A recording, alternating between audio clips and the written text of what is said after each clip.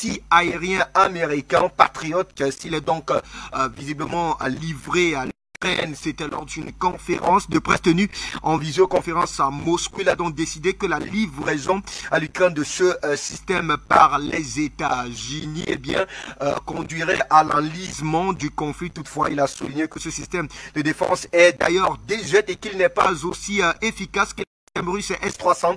Le président russe qui a expliqué que les États-Unis sont impliqués depuis un certain temps l'embrasement, sinon la situation dans les anciennes républiques soviétiques. Et dans ce contexte, Poutine a souligné que Moscou considère que les conflits armés trouvent donc une issue dans la négociation pure et simple, et de poursuivre d'ailleurs tous les conflits armés se terminent par la négociation ou nous ne le rejetterons pas. Sauf que jusqu'ici c'est donc visiblement un discours de sourd que lui a d'ailleurs servi son voisin ukrainien à la suite donc de ces différentes mains tendues par le Kremlin pour véritablement arriver à une négociation autour de ce conflit ukrainien-russo-ukrainien. On en parle dans un instant sur Afrique Média Télévision. Nos experts nous attendent via Zoom. Linda Larbaoui, Luc Michel, Jimmy Deledo, mais surtout Gamal Abina. Asseyez-vous confortablement, les débats dans un instant.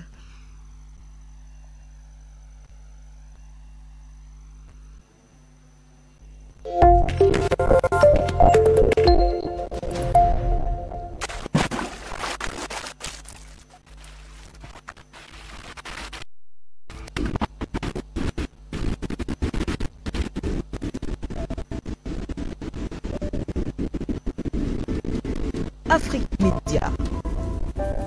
Le monde, c'est nous. Et voilà, vous faites bien de rester en notre compagnie pour cette autre édition d'Appel sur le continent. Alors que toute l'Union européenne a d'ailleurs siégé il y a peu pour, disent-ils, lancer le plan de reconstruction de l'Ukraine qui est complètement en lambeaux à la suite des nombreux bombardements de gouvernement de Russie en représailles en tout cas aux missiles lancés par ce dernier sur le territoire russe. Et voilà donc que les États-Unis d'armer cette fois-là lourdement l'Ukraine. Une idée très mal perçue et saluée par le Kremlin qui y voit une démarche américaine pour faire perdurer la guerre. Pour quelle raison? On en parle dans un instant avec nos invités. Tout d'abord, Luc Michel, depuis Bruxelles, nous vous accueillons puisque géopoliticien avec vous, on veut davantage en savoir autour de la démarche j'ai failli dire ukrainienne, mais non, la démarche américaine que l'on pourrait qualifier désormais comme le conflit russo-ukrainien. Bonsoir, bienvenue, Luc Michel. Brice, bonsoir aux collègues de Zoom. Évidemment, vous avez bien résumé l'affaire. Le conflit en Ukraine, c'est pas une guerre Russie-Ukraine, mais comme Poutine l'expliquait inlassablement, c'est une guerre par procuration des États-Unis contre la Russie.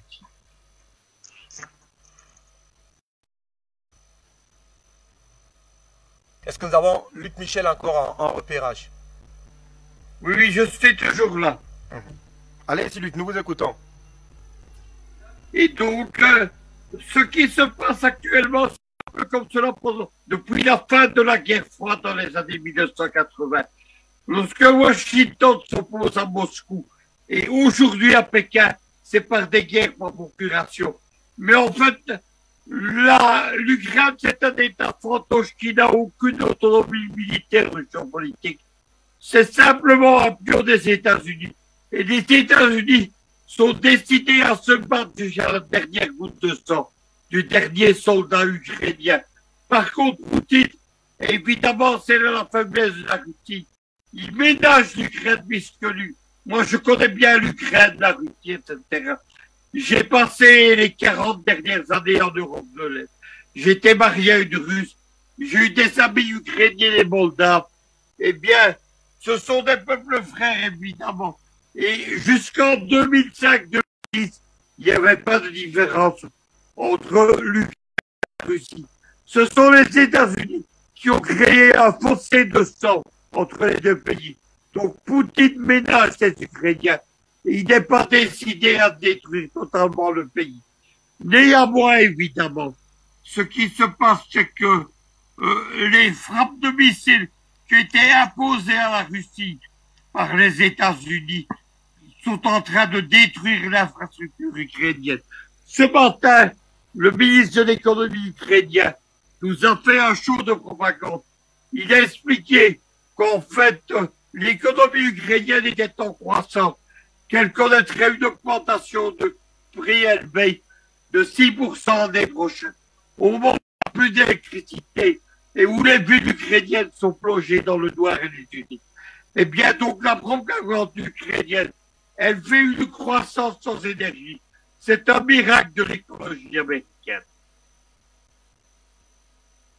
Je vous retrouve pour essayer d'apprécier à votre niveau, bien entendu, cette démarche américaine. Je l'ai évoqué précédemment. Il y a finalement un plan de reconstruction annoncé par toute l'Union européenne avec des levées des fonds, des marchés d'appels d'offres qui sont lancés avec effectivement des marchés gagnés ça et là. Pourtant, du côté des États-Unis, on pense encore à la guerre. La preuve, les États-Unis pensent effectivement doter l'Ukraine de ce missile anti-aérien appelé Patriot qui a quand même une capacité de destruction assez élevée.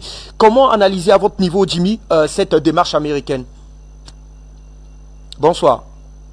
Alors, bonsoir, merci de m'avoir invité. Cette démarche américaine se situe dans la même lignée que la rencontre qui a eu lieu le 21 décembre entre monsieur Zelensky et monsieur Biden. Alors, rappelons que lors de cette rencontre n'a pas existé pour chercher la paix, mais surtout pour aggraver la guerre qui est en cours. En fait, le 21 décembre, je vous rappellerai que monsieur Zelensky qualifier la population russe, je reprends ces termes, d'inhumaine. Il a été jusqu'à dire que la Russie était un État terroriste. Et donc, oui, vous savez, quand vous êtes noyé dans une guerre et que vous cherchez la paix, vous créez pas une amalgame, la première chose à faire, c'est de tracer une ligne de démarcation entre le peuple qui souffre, et tous les peuples souffrent dans une guerre, une ligne de démarcation entre le peuple et les gouvernements. Monsieur Zelensky a clairement dit que c'était toute la Russie qui était un État terroriste. Donc, en fait, pour lui, dans cette déclaration, même le peuple russe était des terroristes. Je pense pas que ce soit la meilleure façon de chercher la paix. Et qui plus est, le 21 décembre, monsieur Poutine n'a même pas été invité, était même pas là. Donc, le mieux, ça aurait été de s'asseoir autour d'une table, de négocier, de mettre en avant un minima de diplomatie. Mais encore une fois, comme le disait Luc Michel, effectivement, l'Ukraine le gouvernement ukrainien, parce qu'effectivement, il faut tracer de même une ligne de démarcation entre le gouvernement ukrainien et le peuple ukrainien. Moi, je n'ai rien contre le peuple ukrainien. Je pense aux prolétaires ukrainiens, aux couches populaires en Ukraine qui subissent la guerre et qui sont victimes de leur propre gouvernement ukrainien, de la politique malsaine du gouvernement ukrainien. Mais effectivement, rappelons-nous quand même que le gouvernement ukrainien résulte du putsch néo-nazi Maïdan de 2014 et que il résultait de ce putsch qui trouvait pour principale force motrice entre autres, évidemment les forces de l'Union européenne, mais les Svoboda, Private Sector, etc. Donc les États-Unis, en fait, ce qu'ils veulent faire, c'est qu'ils veulent les États-Unis, l'impérialisme nord-américain veulent acculer la Russie dans les cordes. C'est la Russie et donc représentante de l'OCS, l'Organisation de coopération de Shanghai. C'est la Russie qui fait tout pour calmer le jeu. C'est la Russie qui fait tout pour calmer le jeu. C'est la Russie qui a plus d'une fois appelé à cesser la guerre, qui a plus d'une fois appelé à se réunir autour d'une table, qui a appelé à négocier, à chercher un terrain d'entente. Alors on voit bien que les États-Unis, c'est les États-Unis qui veulent aggraver la guerre parce ils savent très bien que le continent asiatique qui se développe via l'OCS va continuer à se développer et ils sont touchés par un complexe d'infériorité idéologique qu'on connaît bien, le même complexe d'infériorité idéologique de l'impérialisme nord-américain qui avait déjà mis en exergue lors de la crise des missiles à Cuba dans les années 60. Donc, en fait, c'est l'impérialisme nord-américain qui cherche la guerre, malheureusement. Et vous savez, sur discours. D'ailleurs, le discours des États-Unis est totalement incohérent parce qu'il dit que il a donné des missiles patriotes à l'Ukraine, en tout cas au gouvernement ukrainien, des missiles patriotes pour empêcher l'agression de la Russie contre l'Ukraine. Ils savent très bien que la Russie est dotée de missiles hypersoniques stationnés qui sont embarqués sur des bateaux de guerre stationnés, et que ces missiles hypersoniques sont beaucoup plus rapides et performants que les missiles patriotes. Donc l'impérialisme nord-américain sait très bien que de toute façon c'est pas des missiles patriotes qui vont faire peur à la Russie et au Kremlin, loin de là. Vous voyez ce que je veux dire. Merci à vous, Gamal. Abina, nous vous retrouvons davantage autour de ce fait d'actualité tout en vous souhaitant présentant nos civilités dans le cadre de cette édition d'appel sur le continent. Nous savons que jusqu'ici le missile Patriot n'est pas encore arrivé du côté de l'Ukraine, et les États-Unis envisagent d'ailleurs eux également former voilà les soldats ukrainiens sur l'utilisation de cette arme assez particulière, vu que Washington nous fait savoir qu'aucun militaire de l'OTAN, encore moins des États-Unis, ne sera d'ailleurs sur le théâtre des opérations, et que l'on va dans les mois qui arrivent créer d'ailleurs tout un département particulier pour former tous ces gens-là, ce qui laisse croire quand même que cela devra prendre assez de temps pour voir ce missile être finalement opérationnel du côté de l'Ukraine. Et donc donc clairement pour les États-Unis, on n'est pas parti pour arrêter en tout cas cette guerre du jour au lendemain. Ils sont en train de prôner en tout cas l'enlisement du conflit. Est-ce que l'on devrait en principe voir les choses sous cet angle-là, Gamal? Bonsoir, merci pour l'invitation à nouveau. Donc oui, je vais répondre simplement, d'abord expliquer les termes du débat. Effectivement, les États-Unis, dans un coup d'épée dans l'eau, parce que ça ne va pas aller bien loin, et je comprends la réaction de Poutine, propose de déployer le système Patriot, qui est un système de missiles anti-missiles, c'est donc un système défensif et non offensif, qui serait soi-disant en mesure de pouvoir intercepter les missiles russes. Alors déjà, on se souvient que pendant la guerre du Golfe en 91, ce système qui est un système de couplage à la fois de radar et de portage de missiles par camion, donc c'est quelque chose de très lourd, technologiquement très avancé, donc difficile à utiliser, contrairement à l'idée reçue, ils ne pourront pas former rapidement les Ukrainiens sur l'usage de ces armes, il faut quand même du temps. Et bien ce système-là a l'inconvénient d'être un système facilement repérable.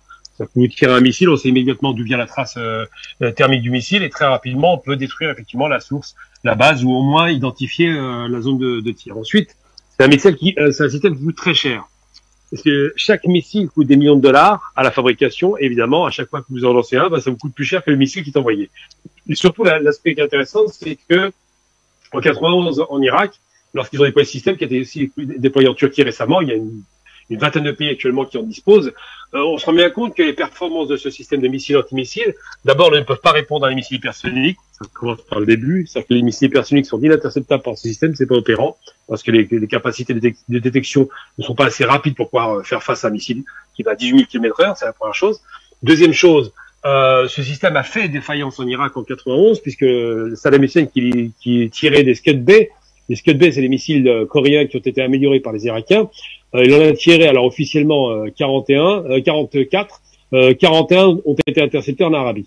Ce qui signifie que ce système anti-missile qui prétend intercepter le missile, prétendument intercepterait plus de 80% des missiles. Mais en vérité, des études ont été conduites par la suite, et on s'est rendu compte que les performances seraient de 40 à 70%. Et certains, dans les études, étaient prêts à dire qu'il n'y a même pas 10% de capacité d'interception. Ce qui est logique. Pour intercepter un objet en pleine vitesse dans l'espace, dans l'espace où il n'y a pas de support, simplement de l'intercepter un petit peu au vol, c'est très compliqué. Donc ce système de missiles anti-missiles Patriot, c'est comme ça que les États-Unis l'appellent, serait soi-disant le nec plus ultra de l'interception, et il semblerait que les performances de ce système soient largement inférieures à celles du S-300. Alors qu'on sait que les Russes ont développé le S-400 et S-500, c'est vous dire qu'en termes de saut technologique, les Russes sont loin devant. Eh bien, dans ce système-là, les performances ne sont pas établies. Et c'est en cela qu'on peut se dire, et on peut se poser la question de savoir si c'est pas simplement de l'esbrouf supplémentaire des États-Unis qui viennent de voter un budget de 1,85 milliard de dollars supplémentaires d'aide à l'Ukraine pour alimenter cette guerre, de dire qu'on envoie le système Patriot comme si c'était une sorte de bouclier extraordinaire anti-missile qui pourrait stopper la progression, l'avancée des forces russes. Ça, j'y crois pas beaucoup. Ensuite, quand on parle de système de missiles anti-missiles, ça supposerait que les Russes n'interviendraient pas au sol, ce qui n'est pas le cas aujourd'hui, et surtout, ça supposerait qu'il faudrait déployer quand même des batteries de systèmes anti-missiles considérables pour garantir la sécurisation de zones qui, pour le coup, sont déjà pratiquement contrôlées par les Russes. Donc, c'est dire que je pense qu'effectivement, il y a beaucoup d'esbroufs, beaucoup de surenchères verbales, mais sur le plan tactique et technique, je ne crois pas une seconde aux performances de ce système et certainement pas la possibilité de pouvoir former les Ukrainiens à une vitesse accélérée pour ça. À la suite donc de ce qu'a dit Gamal Abina, c'est un système antimissile qui est loin d'être un système offensif mais purement défensif. Alors est-ce que l'on est là finalement dans une véritable propagande américaine sur le cas de cette, disons-le, aide entre guillemets des États-Unis sur le cas des opérations en faveur de l'Ukraine? Bonsoir. Votre micro, Madame Linda Labawi, je vous en prie. Oui, excusez-moi, bonsoir à tout le monde. Eh ben, le déplacement de Zelensky était dans les raisons qui ont poussé les Américains à accueillir Zelensky, c'était un coup de marketing. On remarquera que les États-Unis sont en train de forcer et ils font pression sur tous les pays qui ont des armes soviétiques pour les envoyer en Ukraine. Hier, par exemple, et je vais vous envoyer ça également à monsieur Luc Michel, hier, il y a un cargo qui est parti du Caire en direction de la Pologne, où il y avait toutes les anciennes pièces détachées, tout ça, tout ce qui était anciennement soviétique. Et ben les Égyptiens l'ont vendu aux Américains. Ils ont essayé la semaine dernière aussi de faire pression sur Mohamed Idriss Déby parce qu'il a encore quelques restes de l'Union soviétique et il ne l'a pas fait. Donc actuellement, tous les spécialistes, notamment les spécialistes américains et depuis quelques mois, disent que ils ont entre 10 et 15 ans de retard par rapport aux Russes. Pendant qu'ils faisaient la guerre à tous les Arabes et partout en Afrique et puis au Moyen-Orient, les Russes se sont développés et ils ont développé du matériel. On remarquera aussi que le président Poutine a parlé du S-300. Ça veut dire que le S-400 et 500, il n'y a même pas besoin de les déplacer pour contrer ces missiles patriotes. Qu'est-ce qui s'est passé cet été? Les Américains ont fait pression sur l'Allemagne parce que c'est un matériel allemand, il était acheté par les Allemands. Les Américains ont fait pression sur les Allemands pour leur donner ce matériel et renouveler leur matériel, bien évidemment. Les Allemands ont accepté à une seule condition, que le missile patriote aille en Pologne. Donc il y a à peu près 1 mois et demi, j'en avais parlé, les Russes ont pris ça comme un affront puisque le matériel est allemand, il sera dirigé par des Américains parce qu'il n'y a que le personnel américain qui se sert de ça pour ne pas qu'il y ait de l'espionnage au niveau de la technologie. Il faut 90 personnes pour pouvoir utiliser ce matériel. Et la terre sera polonaise. Donc les Russes ont pris ça comme une force de coalition ou carrément l'OTAN qui leur déclare la guerre. Et à partir de ce moment-là, Zelensky faisait de la pression lui aussi sur les Américains, mais je pense que c'est combiné entre les deux, ce qui est le Zelensky, le gouvernement américain. Donc ils l'ont accueilli chez eux. Il parlera que de patriotes. Au moment où les Russes et même les Turcs, je vais vous donner les chiffres turcs qui sont affolants. Les Turcs vendaient à peu près pour 83 milliards par an d'armes en Afrique. Ils sont passés à 280 milliards. Donc les armes américaines sont dépassées, plus personne n'en veut. Les Américains sont en train de pousser l'Union européenne à se débarrasser de ce qu'ils avaient, bien sûr les pays de l'Est, de ce qu'ils avaient à l'époque de l'Union soviétique, pour qu'ils puissent vendre leurs armes, parce que leurs armes, personne n'en veut. Il y a l'Inde qui a développé, grâce aux Russes, beaucoup d'armes, beaucoup de sortes d'armes. Les Chinois, eux, ils ont ce qu'il faut aussi. La Turquie, d'un autre côté, a aussi développé ses armes. Et puis, il y a des petits pays comme ça, comme l'Italie. Pour moi, ça reste une force au niveau de l'Europe, mais c'est pas par rapport aux Allemands, c'est rien du tout. L'Italie développe aussi ses armes, donc le marché a vraiment triplé, ou je dirais même quadruplé au niveau mondial, où les Américains ont du mal maintenant à placer leurs armes qui sont très très chères. Des conditions sont terribles. On peut pas acheter des armes aux Américains comme ça. J'entendais un ancien ministre koweïtien qui avait dit à son homologue saoudien, il a dit débarrassez-vous des armes américaines. Nous, on a acheté les F-16, mais on les a jamais fait voler parce qu'il faut un code. Et quand on nous donne un code, ce code est valable que 10 heures. C'est très compliqué de se servir des armes américaines et puis les contraintes sont terribles et on est obligé d'accepter aussi leur façon de s'immiscer dans nos affaires. Donc il faut se débarrasser de tout ça. Donc aujourd'hui ça devient très compliqué effectivement et les armes américaines sont largement dépassées au point où les Russes ils ont même pas peur de ça. Ils s'en fichent complètement puisqu'ils ont de quoi contrer. Je rebondis avec vous effectivement sur ce qu'a dit Madame Linda Larbaoui tout à l'heure. Nous nous rappelons que depuis le début de cette opération militaire spéciale de la Russie en Ukraine, l'Ukraine a d'ailleurs reçu de la part de l'Occident plusieurs systèmes de défense aérien, du lance-missile portable Stinger aux systèmes les plus avancés en guidage radar et même en détection de chaleur. Est-ce que finalement ce système anti-missile des États-Unis, certainement un élément de protection en plus, mais est-ce qu'il apporte une plus-value dans la sécurité et la sécurisation finalement du sol ukrainien? Non, en aucun cas. Je sais pas pourquoi on a mis sur l'écran, c'était Luc Michel, je suis pas sûr. Oui, écoutez la guerre s'il vous plaît, la parole est à vous, Gamal, je vous en prie. On vous retrouvera tout à l'heure, juste après, Gamal. Je vous en prie. D'accord, donc c'est moi qui réponds? Oui, la parole est à vous. Je ne sais pas si je dois me reprendre pour vous permettre de mieux... Non, j'ai entendu la question, mais c'est bien moi, il n'y a pas de problème, je répondrai rapidement. D'accord.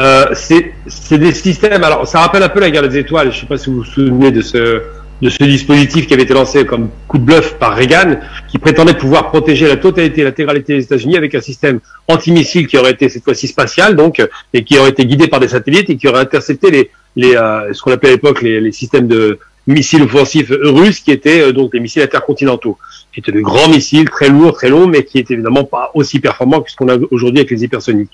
Donc c'est un peu une opération, à mon sens, de bluff, de marketing, pour donner le sentiment, parce qu'ils savent parfaitement que les Russes s'apprêtent sans doute à opérer une opération offensive lourde, puisque ça fait deux mois, mais bientôt 3 que les soldats sont en préparation pour cette offensive, une offensive qui va être décisive et qui va conduire, c'est pourquoi Poutine parle beaucoup des négociations a posteriori, à un rapport de force qui va être rétabli sur le terrain et qui poussera les Ukrainiens à négocier.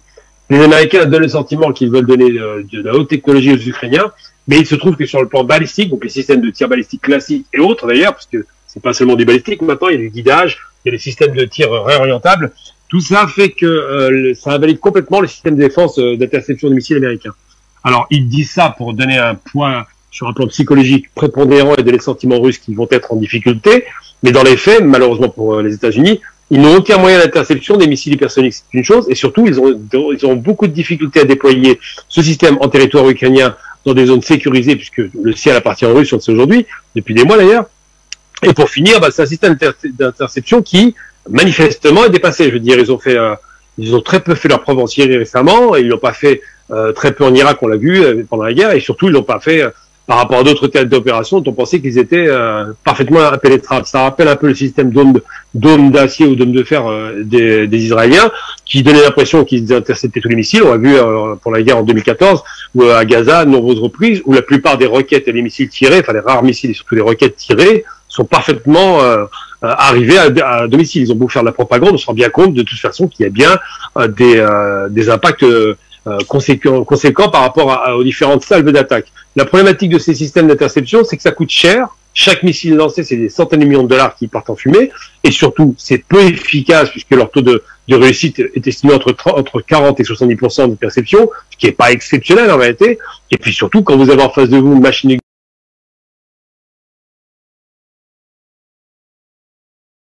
qui peut se souvient de Staline qui faisait ça à foison. C'est très compliqué d'arrêter ce genre de matraquage.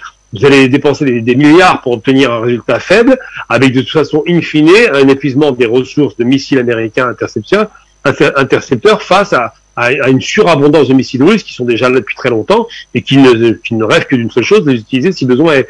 Donc je ne crois pas en la fiabilité de ce système. Je pense qu'il est juste là pour créer une sorte de choc psychologique face à l'adversaire en démontrant qu'ils sont en mesure de répondre à une offensive russe si elle devait arriver. Mais en vérité, ça me paraît extrêmement léger parce que de toute façon, qui tient le ciel tient le combat total. On l'a vu pendant la Seconde Guerre mondiale. À partir du moment où vous tenez le ciel, le reste, c'est quoi? C'est des opérations terrestres qui finissent par remporter la mise. Quand on emploie des gros moyens, les Russes vont déployer de gros moyens. Il est peu probable que ce petit choc psychologique tenté de façon très politique, finalement, et plus symbolique, n'ait de réalité sur le terrain.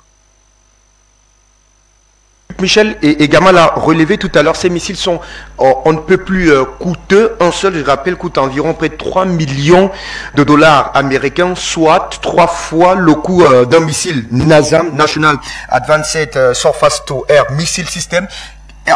Finalement, est-ce que c'est pas une démarche américaine pour alimenter encore l'industrie de l'armement et celui de la guerre sur le terrain des opérations, quand on sait quand même, et là d'ailleurs Madame Nida est revenue là-dessus, que l'armement américain n'est plus très prisé aujourd'hui sur le marché des achats, de l'achat des armes et autres équipements de guerre sur le marché international? Tout d'abord, il faut donner le chiffre exact.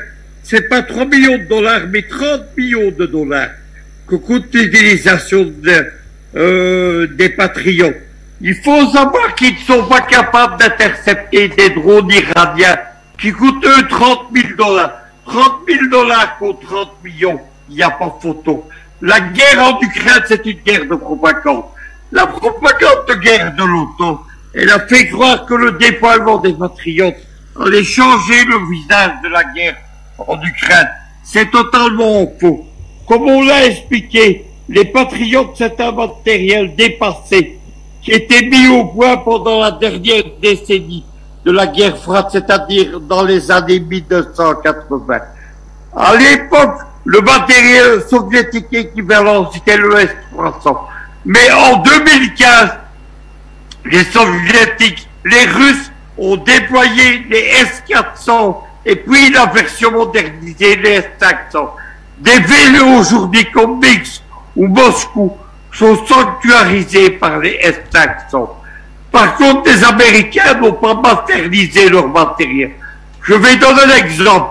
Séoul, en Corée du Sud, est protégée par des Patriotes. Ils ne sont pas capables d'intercepter les drones nord-coréens. Voilà ce qu'il faut savoir. Les Russes en particulier, ils ont mis au point une nouvelle tactique. Ils disposent des arsenaux de l'époque soviétique, c'est-à-dire de missiles en quantité inépuisable par plusieurs milliers.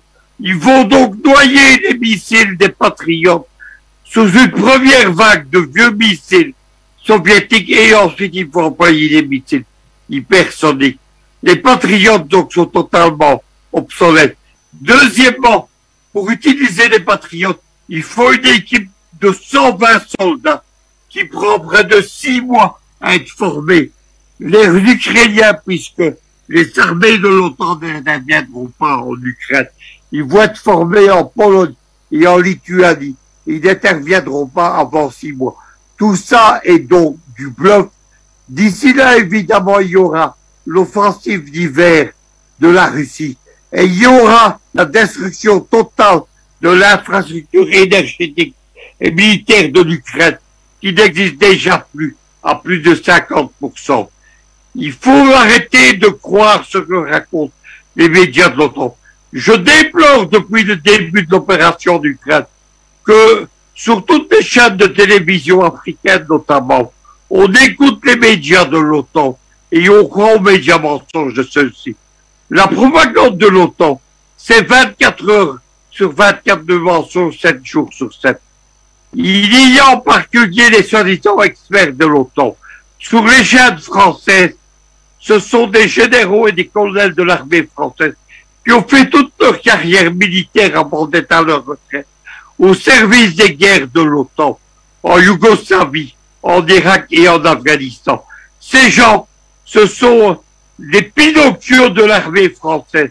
Par exemple, l'un d'entre eux, qui s'appelle le général Penistrali, qui est un ancien commandant de l'aviation de l'OTAN en Europe, eh bien, il nous expliquait que les Russes visaient les civils, mais que par contre, les Ukrainiens ne ciblaient pas les populations civiles.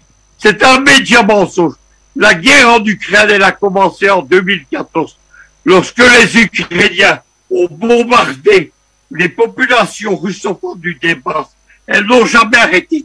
Il y a eu, entre 2014 et février 2022, il y a eu 14 000 morts du côté russe. Voilà la vérité. Tout cela est du mensonge. Mais aujourd'hui, comme je le dis souvent, lorsque nous faisons face à l'empire du mensonge, qui est l'empire de l'OTAN, il y a la vérité. La vérité, c'est la réalité de la guerre russe en Ukraine. Je me retourne vers vous pour apprécier davantage ce fait d'actualité qui apparaît beaucoup plus comme un véritable coup de communication de la part des États-Unis qui essayent véritablement à se repositionner autour de cette opération militaire spéciale quand on voit la démarche européenne, on l'a évoqué tout à l'heure, qui est peut-être passer à autre chose, alors que les États-Unis, eux, essayent visiblement de se repositionner dans cette actualité-là. Est-ce finalement un coup de bluff ou alors une démarche, je l'ai dit, au risque de me répéter, de nourrir encore pour les États-Unis l'industrie d'armement? Écoutez, il y a des deux côtés. La parole est à Jimmy, je vous en prie, Luc Michel. Jimmy, la parole est à Jimmy. Oui, alors, concernant l'Union européenne, vous savez, l'Union européenne est totalement, comme vous le savez, elle est totalement subordonnée à Washington et elle fait ce que les directives européennes de Washington leur disent de faire. Et effectivement, les médias en Occident sont particulièrement, enfin, les médias, si on peut appeler ça des médias, moi c'est ce que j'appelle plutôt des organes d'agitation propagande au service du grand capital. Et en fait, oui, effectivement, les médias en Occident ont créé un clivage qui est débile en fait, qui est un clivage débilisant, un clivage infantile, une vision du monde, un peu le monde, c'est ce que j'appelle le monde des bisounours, vous voyez, et qui consiste à dire, bon, à faire croire en tout cas que l'Ouest il y a que des gentils et que l'Est il y a que des méchants, vous voyez. Malheureusement, c'est que quand vous vivez dans l'impérialisme et que vous êtes comme un malade sous perfusion, ici en France, les gens ils sont sous perfusion. C'est comme un malade sous perfusion, toute la journée on leur envoie des trucs dans le cerveau et à un moment malheureusement pour beaucoup, ils l'assimilent. Donc, ils sont vraiment persuadés que les méchants se situent à l'Est et que les gentils se situent à l'Ouest. Donc, Washington le sait très bien. Mais effectivement, c'est la nation du bluff. Je pense qu'effectivement, c'est du bluff de la part de Washington. Et pourquoi? Pour une seule et bonne raison. Et la raison, il y a deux raisons. Première, elle est sociale, et la deuxième raison, elle est économique. Les deux étant liés. Économique, pourquoi? Parce que la grosse différence entre les États-Unis et la Russie, c'est le fait que c'est le contrôle de l'État par rapport à la production. On se rappellera quand même qu'en Russie, c'est quand même ce qu'on pourrait appeler un CME, un capitalisme monopoliste d'État. L'État russe a un contrôle, a conservé un certain contrôle sur les process de production en armement. Et en fait, ce qui fait que l'État russe contrôle totalement sa production d'armement, en armement. C'est-à-dire, il la contrôle, et il la gère d'une manière judicieuse avec un état-major qui est particulièrement performant. Parce qu'elle a l'expérience de la contradiction des deux blocs à l'époque de l'Union soviétique. Elle a fait son autocritique. Et donc, la Russie est en capacité de produire des armes d'une manière ininterrompue. Elle a une industrie qui se situe à l'extrême est. C'est un peu comme à l'époque de Staline, avec une industrie qui s'est située à l'extrême est et qui produisait sans cesse des armes sur la base d'un État qui gardait le contrôle sur la production. Et sans cesse, ils vont pas cesser de produire des armes. Alors que dans le même temps, les États-Unis, on n'appelle pas l'impérialisme nord-américain pour rien. C'est un terme qu'on n'utilise pas pour rien parce que la principale caractéristique de l'impérialisme, c'est le capital financier et justement le fait que c'est justement les monopoles capitalistes, donc les multinationales, donc les capitals financiers qui contrôlent l'État. En Russie, l'État contrôle contrôle la production en armement, alors qu'aux États-Unis, c'est le contraire. C'est les multinationales qui contrôlent. Et à un moment, on va se poser... Alors, évidemment, les multinationales, donc les monopoles capitalistes, sont en concurrence. Mais en même temps, on sait que le monde est interdépendant. Donc, il suffirait que les multinationales, donc les monopoles capitalistes nord-américaines, s'entendent dans une certaine mesure avec les multinationales de l'OCS, parce que quand on parle de... Encore une fois, la Russie n'est pas seule, elle n'est pas isolée, elle représente un continent en développement. Il suffirait qu'il y ait une entente entre les deux, et le gouvernement américain va vite se retrouver isolé. De plus, et là le deuxième élément, caractère social. Le camarade en avait parlé tout à l'heure. À un moment, il faut arrêter de prendre le peuple nord-américain pour des débiles, parce que on leur dit que oui, les États-Unis, le gouvernement américain va sauver le monde. En fait, c'est ce que le gouvernement américain dit à son propre peuple. Mais en même temps, une batterie pour le missile Patriot, une batterie coûte à peu près $1 milliard. Il faut mobiliser pour une batterie plus de 90 personnes. Ça veut dire qu'il faut les payer. Ce sont des personnes qui coûtent cher. C'est du personnel formé. Donc, je crois que c'est plus de 100 milliards en tout et pour tout qui ont été financés par le Congrès américain pour financer la guerre en Ukraine. Alors que dans le même temps, je vous rappellerai quand même que le peuple américain, nord-américain, les Afro-Américains, le peuple nord-américain d'une manière générale, se paupérise de plus en plus, de même que se paupérise le peuple en France, de même que se paupérise, plus que paupérise d'ailleurs le peuple en Ukraine. Et donc à un moment, le Congrès américain, le gouvernement américain va se retrouver. Je crois que l'issue de cette guerre, ce sera tout simplement la solidarité des peuples, le réveil des peuples. Parce qu'à un moment, les peuples, quand ils ont la dalle, quand ils ont faim, et que dans le même temps, ils voient leur gouvernement financer des guerres à hauteur de plus de 100 milliards de dollars, et que dans le même temps, on leur dit, ah oui, mais je veux pas augmenter ton salaire, parce que ton salaire, tu touches, vous voyez ce que je veux dire? Normalement, ça tiendra plus. Donc c'est du bluff, et c'est du bluff pourquoi? Parce que sur le plan, on l'a dit, par rapport aux différentes économies, etc., à ce niveau-là, l'impérialisme nord-américain ne pourra pas suivre. Il va se retrouver avec une contradiction antagoniste et inconciliable entre le gouvernement et son propre peuple. Et donc, à un moment, non, ça tiendra plus. Donc, il faut qu'il met en avant, c'est ce qu'on appelle une politique de communication. C'est du bluff, on fait peur pour essayer de faire croire qu'en fait, ils essaient de faire croire au monde que qui gardent le contrôle sur le mouvement mondial. En fait, ce qui se passe, c'est que le nouveau dessin géopolitique mondial qui se dessine et dans lequel le continent africain restera l'arbitre, et les États-Unis ne contrôlent plus rien en fait. C'est l'Est qui contrôle. C'est l'organisation de la coopération de Shanghai qui contrôle. C'est la Chine qui contrôle. C'est le pétrole qui contrôle. C'est l'entente sino-russe qui contrôle. C'est le futur financement en GNL des différents pays qui sera mené par la Chine qui contrôle. C'est l'intelligence artificielle en développement et qui est menée d'une manette par la Chine qui contrôle. C'est le cyberespace en développement, principale caractéristique de l'impérialisme du XXIe siècle. Ce que j'appelle le cyberimpérialisme. La Chine contrôle le cyberespace. C'est l'Est qui contrôle. Et les États-Unis le sait très bien.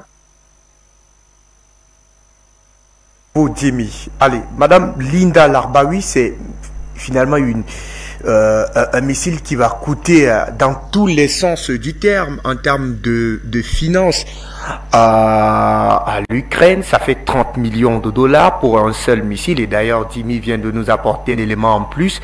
Plus d'1 milliard de dollars pour une seule batterie, près de 90 personnes qui doivent être mobilisées pour l'utilisation, la mise en marche d'une seule batterie. Ça fait quand même beaucoup en termes de finances, en termes d'hommes, quand on sait que l'Ukraine finalement n'en a pas. Washington nous a donné les garanties de ce que l'OTAN n'interviendra pas, aucune armée européenne n'interviendra sur le théâtre des opérations en ce qui concerne en tout cas la mise en place de ce missile anti-aérien, même s'il faudrait encore questionner en tout cas la probité morale de ce gouvernement-là, qui paiera donc finalement on va dire la dose fiscale, financière pour essayer d'éponger toutes ces dépenses liées à l'utilisation de ce missile et bien d'autres systèmes de défense qui sont visiblement, on va dire, mis en marche du côté de l'Ukraine, si jamais on en arrivait, parlant de ce missile patriote, à le mettre en place du côté de l'Ukraine? Zelensky lui-même est en train de faire, il a fait 2 fois un appel à son peuple, à ceux qui ont quitté l'Ukraine, pour leur dire ne revenez pas. Il a fait un 3e appel pour dire ceux qui ont des familles quelque part, ils peuvent quitter Kiev et les régions, ils partent. Il y a plus de l'Ukraine. Il y a déjà la Pologne qui s'est impliquée, qui s'est vraiment impliquée dans cette guerre, puisque Poutine, il y a 2-3 jours, quand il a fait son discours, a employé le mot guerre pour la première fois. Donc, il y a déjà la Pologne qui réclame une partie, mais il y a également la Roumanie qui veut aussi une partie, et la Roumanie est en train de donner aux Moldaves et aux Ukrainiens depuis une dizaine d'années la nationalité roumaine. C'est pas depuis hier. J'ai mes voisins là le même palier que moi. Ils ont eu la nationalité roumaine, donc ils sont européens, ils sont venus s'installer. Avant la guerre, il y a déjà 8 ans, il y a aussi la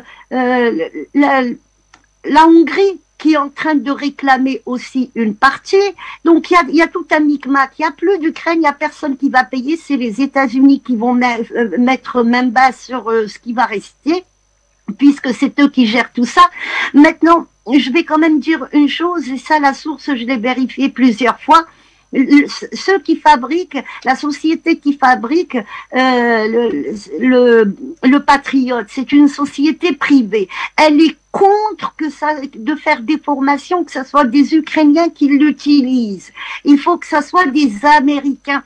Et c'est là où c'est dangereux. Et puis Monsieur Lavrov avait dit, de toute façon, le Patriote sera la cible. Donc il parlait des Américains. Et maintenant, le langage a changé. On commence à parler on parle plus d'Ukrainiens depuis 3-4 jours. On parle des États-Unis, la guerre avec les États-Unis. Je dis ça par rapport aux Russes. Ils disent la guerre avec les États-Unis et leurs alliés. Donc il y a déjà le langage qui change depuis qu'on parle de ce système patriote. En 2003, la ville de Falloujah en Irak a résisté 9 mois.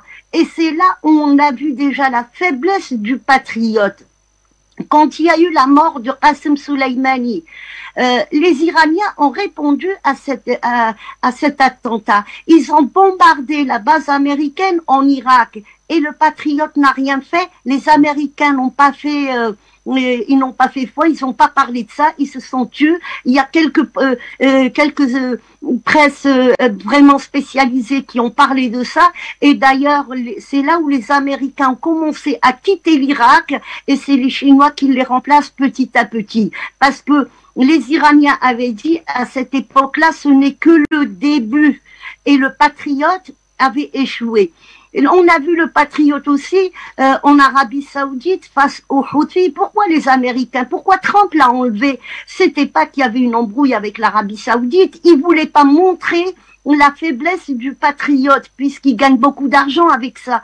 Les Houthis pieds nus avec des espèces de machins autour de leur taille, hein, à courir avec des frondes et avec des fusils, ils ont réussi quand même avec le peu de moyens qu'ils ont et les missiles pas très performants comme ceux des Russes, ils ont réussi quand même à montrer la faiblesse du Patriote. Donc le Patriote est vraiment, c'est la fin, c'est une arme qui est dépassée, mais c'est un antimissile dépassé. Les Russes, encore une fois, c'est les Américains qui le disent, ils sont en retard de 10 à 15 ans, tout dépend de la technologie.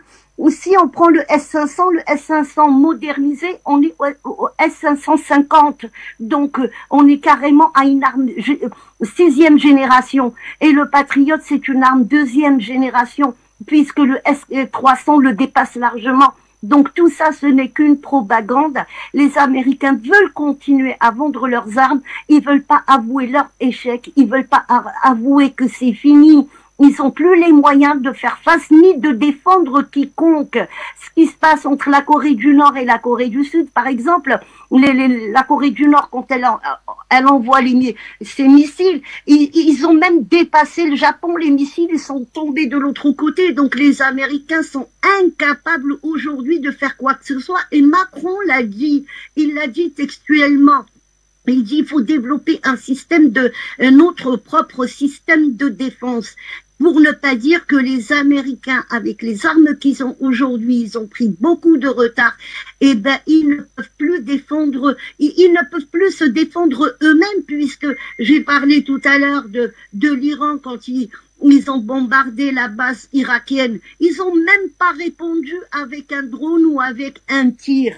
Ils ont pas voulu que le monde sache que les Iraniens leur avaient mis une bonne raclée en Irak. Et il faut un petit peu voir ce qui se passe autour.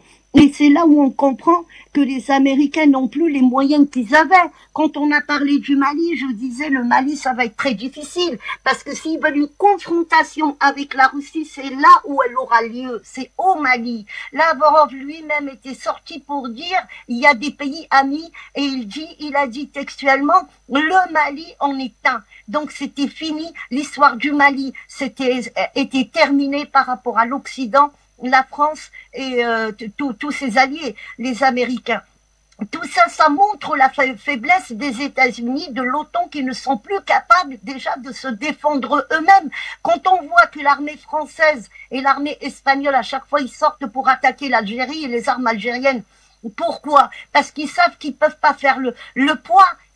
Les armes russes sont beaucoup plus performantes, et ça ils veulent pas nous dire directement, mais quand on sait lire entre les lignes, je vous ai donné l'exemple de Fallujah qui a résisté 9 mois en 2003, nous sommes à la veille de 2023, donc il y a 20 ans.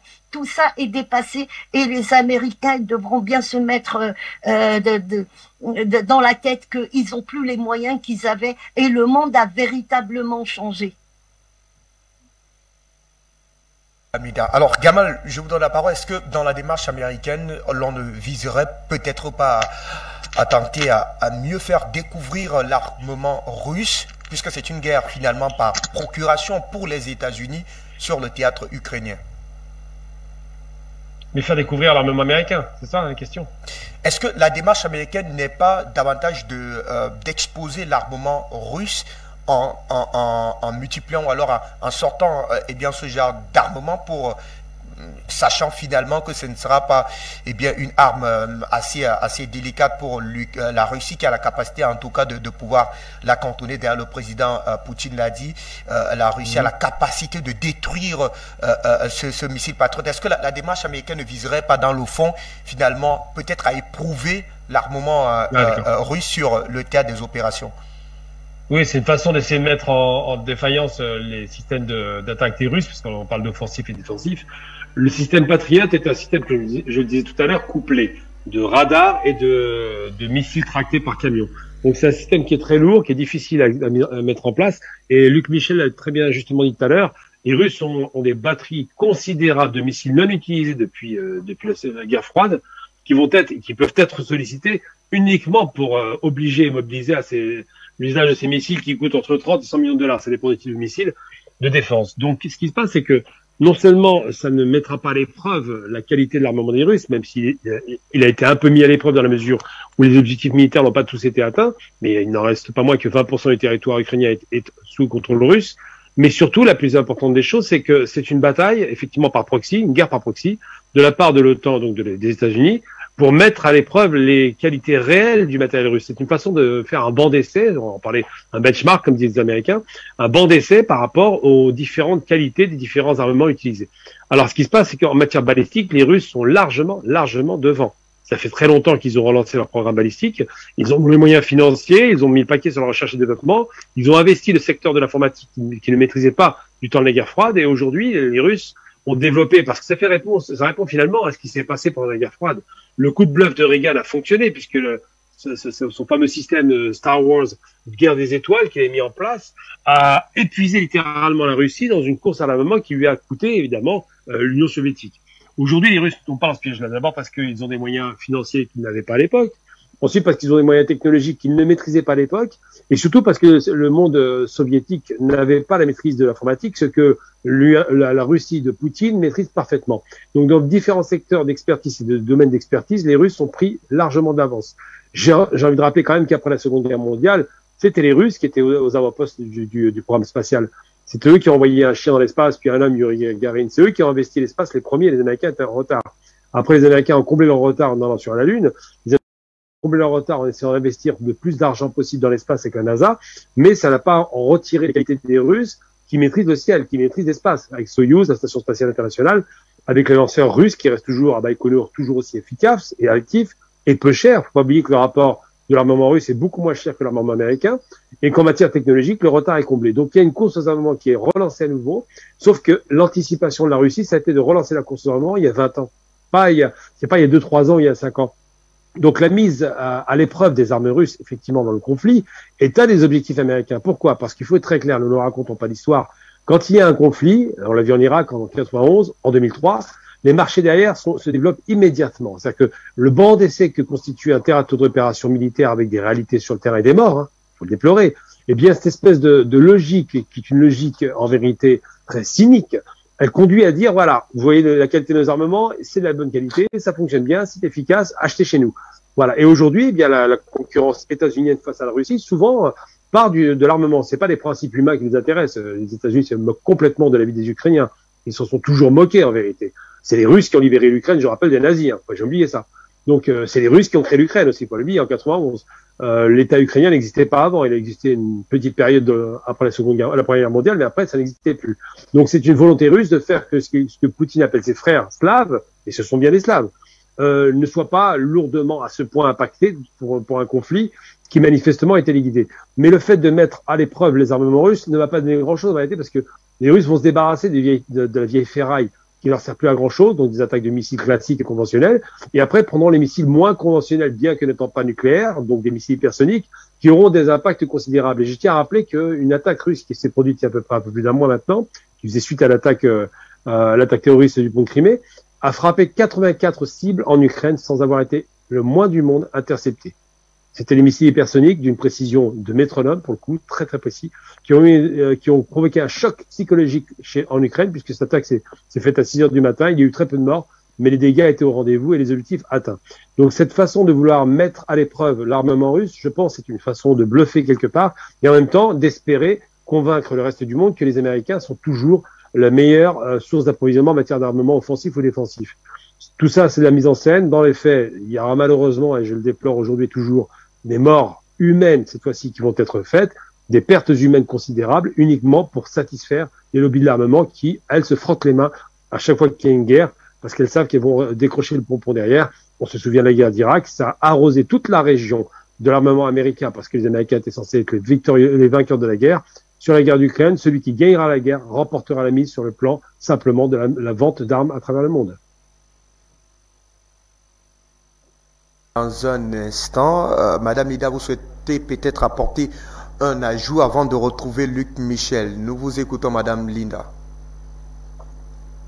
J'ai oublié aussi une chose, qu'en 2006, Hezbollah a gagné sa guerre contre Israël alors qu'il y avait les missiles patriotes.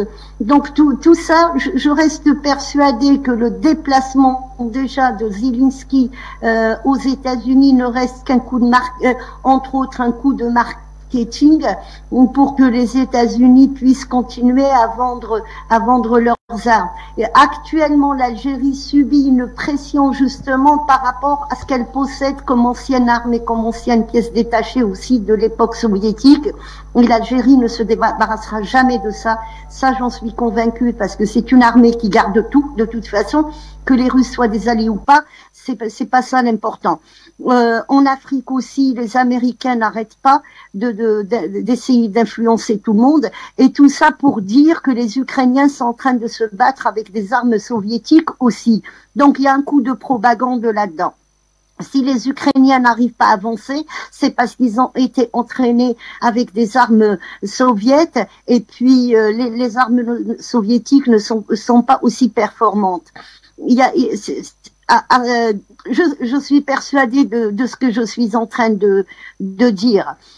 Puisque pour les Américains, quand on voit les membres du Congrès américain, je dis pas la majorité, mais la plupart sont dans ces sociétés justement qui développent les armes et qui vendent les armes. Ça, il faut pas l'oublier. L'intérêt du Congrès américain, des gens qui en font partie, c'est de vendre des armes, puisque eux-mêmes, soit ils sont dans le produit pharmaceutique, les armes, ou aussi les produits, ou tout ce qui est pétrole. Aujourd'hui, la Russie est dans une guerre. Nous sommes revenus à la Première Guerre mondiale, la guerre des tranchées. On voit bien qu'on creuse les tranchées, tout ça. Les Russes, Monsieur Lavrov, il y a quelques jours, il a parlé de l'armée russe qui risque d'intervenir. Et ça confirme ce que je disais. Pour le moment, l'armée russe n'a pas encore intervenu. Ce sont le groupe Wagner, il y a un commandement russe, certes, mais le reste, c'est pas l'armée. L'armée en elle-même, les forces spéciales n'ont encore joué aucun rôle. Et les armes modernes russes n'ont encore joué aucun rôle. Il y a aussi une information, il faut tenir compte de ça. Quand on dit que les Russes sont à court de munitions, ils sont à court d'approvisionnement, ils vont acheter en Iran, ils vont acheter en Corée du Nord.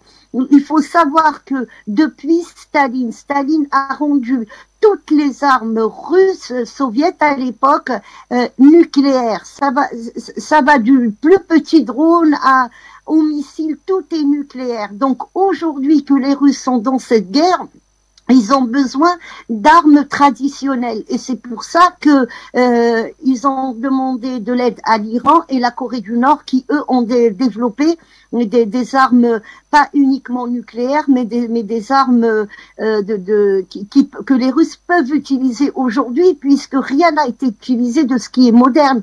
Il faut le dire. Et les Américains ne peuvent pas faire face. On remarquera dans le langage américain.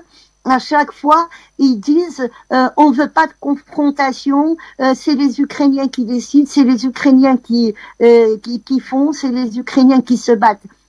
Je confirme, ils veulent pas de confrontation. Ils ne veulent pas de ça.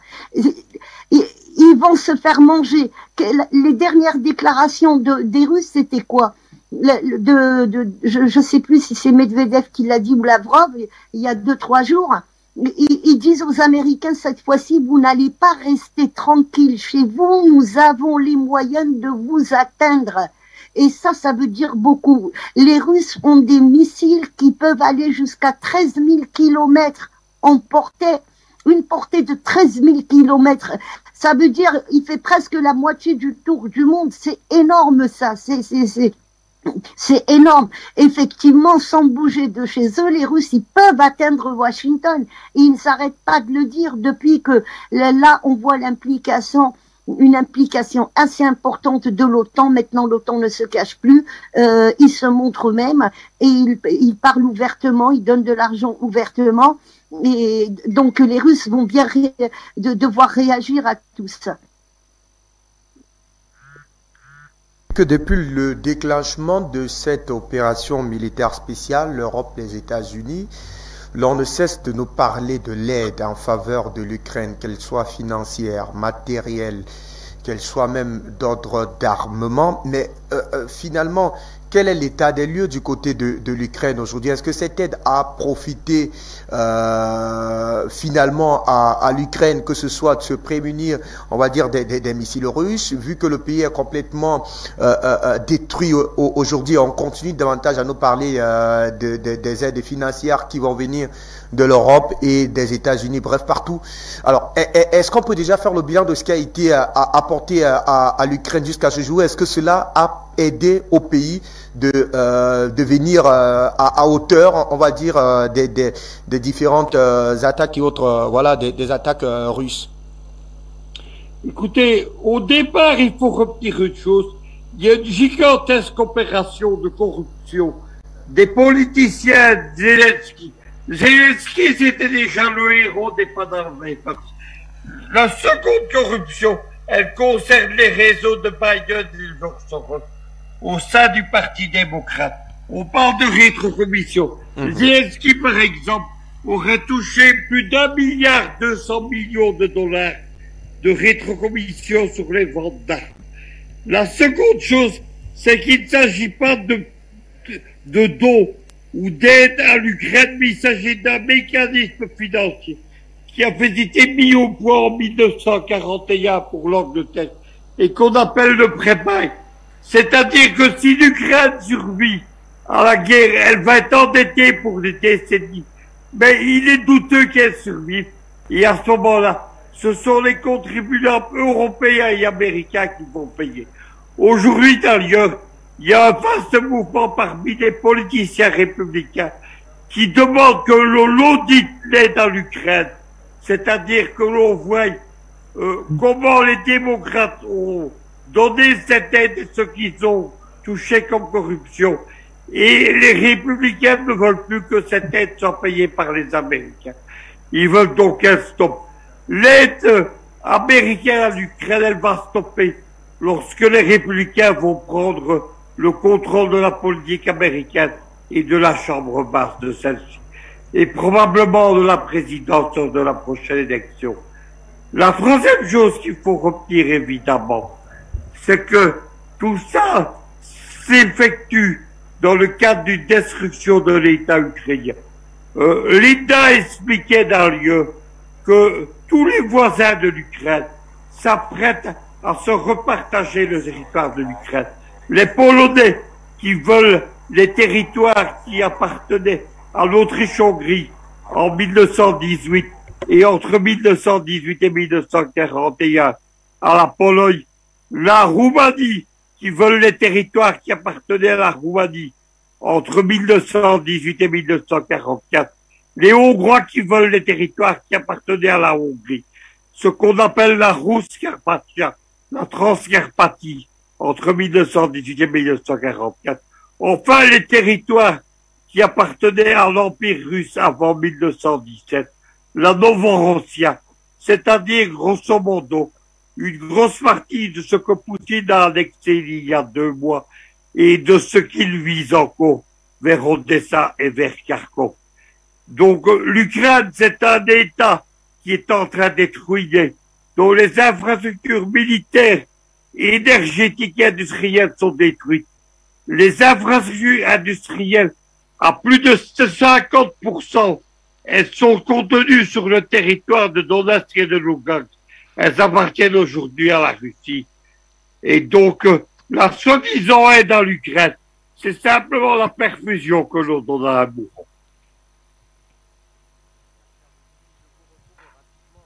Sur ce fait d'actualité, alors est-ce que l'on s'éloigne visiblement alors de plus en plus d'un véritable accord de paix ou alors de la négociation entre la Russie et l'Ukraine sur ce différend-là, quand on sait quand même que la Russie a plus d'une fois prôné effectivement une véritable négociation. Et d'ailleurs, le président Vladimir Poutine l'a dit à plus d'une fois, le président ukrainien était à 2 doigts, à 1 pas de la négociation.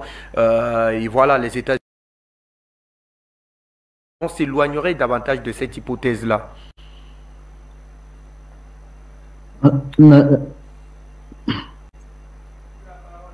La parole est à Dimi. Ah d'accord, excusez-moi. Alors 2 choses, oui effectivement, je pense pas qu'on va. Les négociations sont impossibles effectivement et elles s'éloignent de plus en plus malheureusement, même si le Kremlin et M. Poutine voudraient des négociations et que la paix revienne. Je vous rappellerai que dans le discours de Zelensky le 21 décembre, indépendamment, on l'a dit tout à l'heure, indépendamment du fait qu'il ne traçait aucune ligne de démarcation entre le gouvernement russe et le peuple russe. On rappellera qu'il a clairement dit que la Russie était un État terroriste. Ça veut dire que pour lui, le pauvre travailleur russe qui travaille comme l'Ukrainien, comme le Français, comme l'Africain et comme un peu partout dans le monde, pour lui, cette pauvre personne, c'est aussi un terroriste. Vous voyez, c'est un état d'esprit assez particulier, nauséabond. Et en fait, le discours qu'il a tenu rappelait un petit peu le discours de Churchill. Vous savez, le discours de Churchill au Congrès en 1941. C'est-à-dire Zelensky a adopté cette position de Churchill et en visant Poutine un peu comme Churchill à l'époque visait Hitler. En fait, le discours que Zelensky a tenu, le langage qu'il a tenu, c'était le même discours qu'avait tenu Hitler à l'époque, qui justifiait une guerre d'anéantissement contre les peuples d'Union soviétique. C'est exactement pareil. C'est pour ça qu'il traçait pas. C'est pour ça que M. Zelensky ne traçait aucune ligne de démarcation entre le peuple et le gouvernement. C'est ce que faisait Hitler à l'époque, en fait. Ça permettait de justifier des génocides et une guerre contre d'extermination des peuples.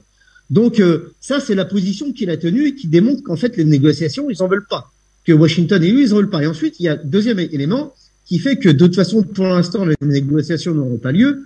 C'est le camarade Gamal qui en a parlé concernant la course aux armements. Effectivement, parce que la course aux armements, elle est menée par qui? Effectivement, par les lobbies, par les monopoles capitalistes qui se font un max de pognon via les marchés financiers, via la vente d'armes, etc. Mais finalement, c'est quoi un missile, une arme? On prend un missile par exemple. C'est quoi un missile? Un missile, c'est une marchandise. C'est tout simplement une marchandise qui est faite pour faire la guerre, mais c'est une marchandise qu'il faut produire. On se rappellera que la base du système capitaliste, c'est simple. Production de marchandises. Le capitalisme, c'est un mode de production. On produit des marchandises. Pour produire des marchandises, il vous faut deux choses. Pour produire une marchandise, quelle que soit la marchandise, donc une marchandise missile ou autre, il vous faut une force de travail, des forces de travail, et il vous faut des instruments de production. Force de travail, si on peut y accoler un synonyme, un autre mot qui serait plus proche, on dirait démographie. D'accord? Force de travail plus instrument de production. C'est ce qu'il faut pour produire une marchandise. Si vous avez pas ces deux éléments, dans des termes scientifiques, c'est ce qu'on appelle le capital constant, le capital variable. Sans ça, vous pouvez pas produire une marchandise. Et donc, il y a une chose qui est claire.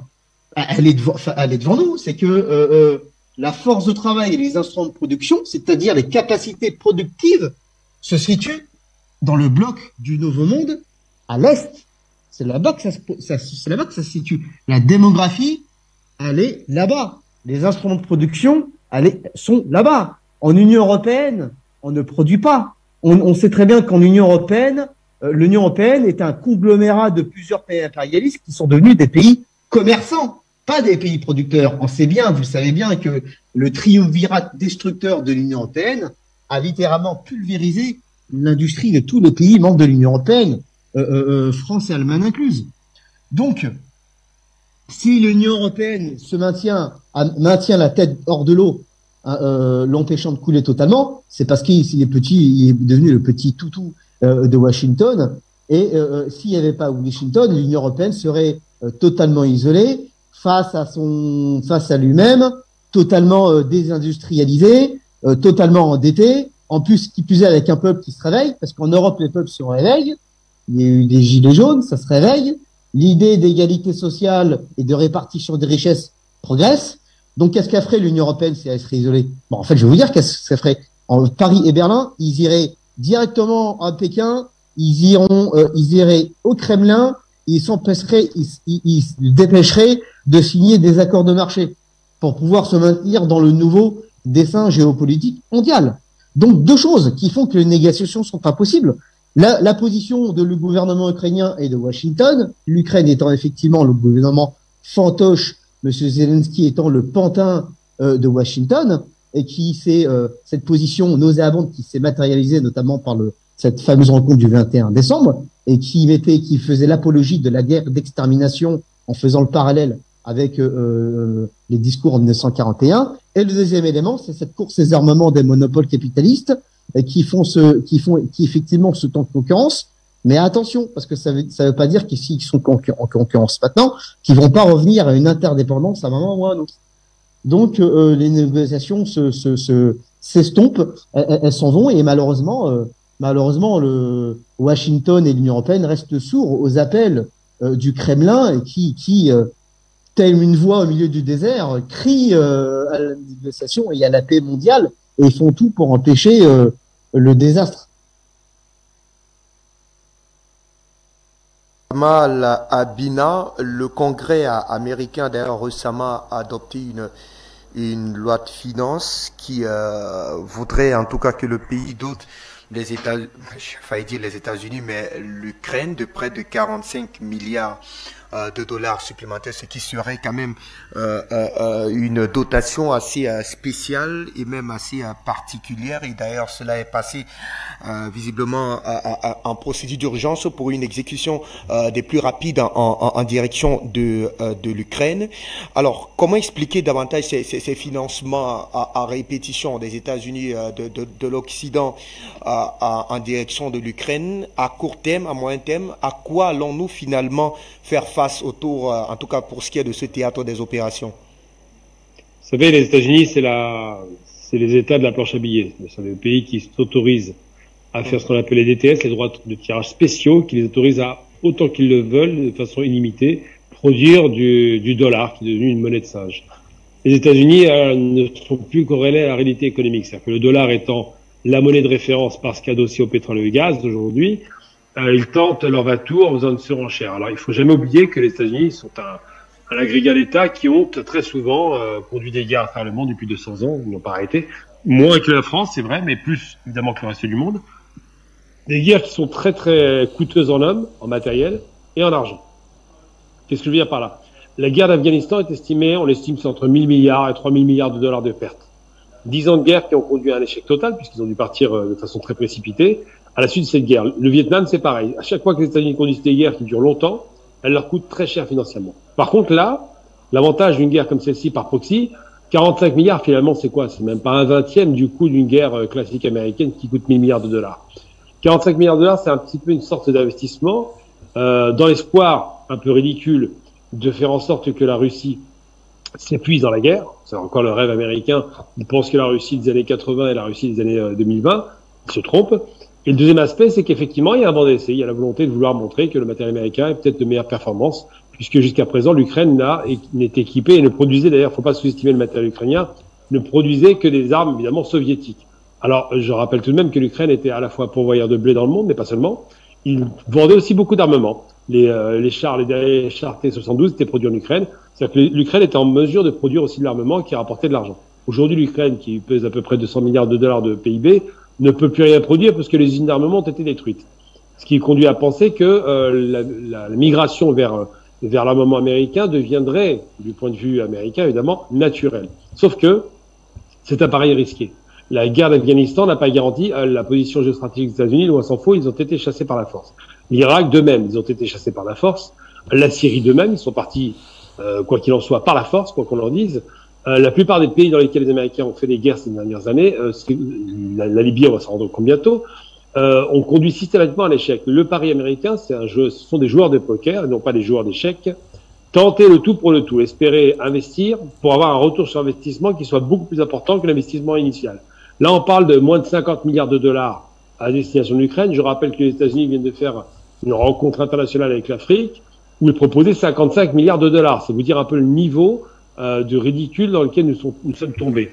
Eh bien, concernant l'Ukraine, par contre, c'est un montant très important, exceptionnellement élevé, mais je pense, moi, réellement, que les États-Unis, qui ont un budget de 700 milliards de dollars par an d'armement, ont besoin de vendre ces armes et ont besoin de démontrer qu'ils ont des armes performantes. Ils parlent beaucoup des HIMARS, par exemple, qui sont des missiles destinés à mettre en difficulté les armées au sol russes.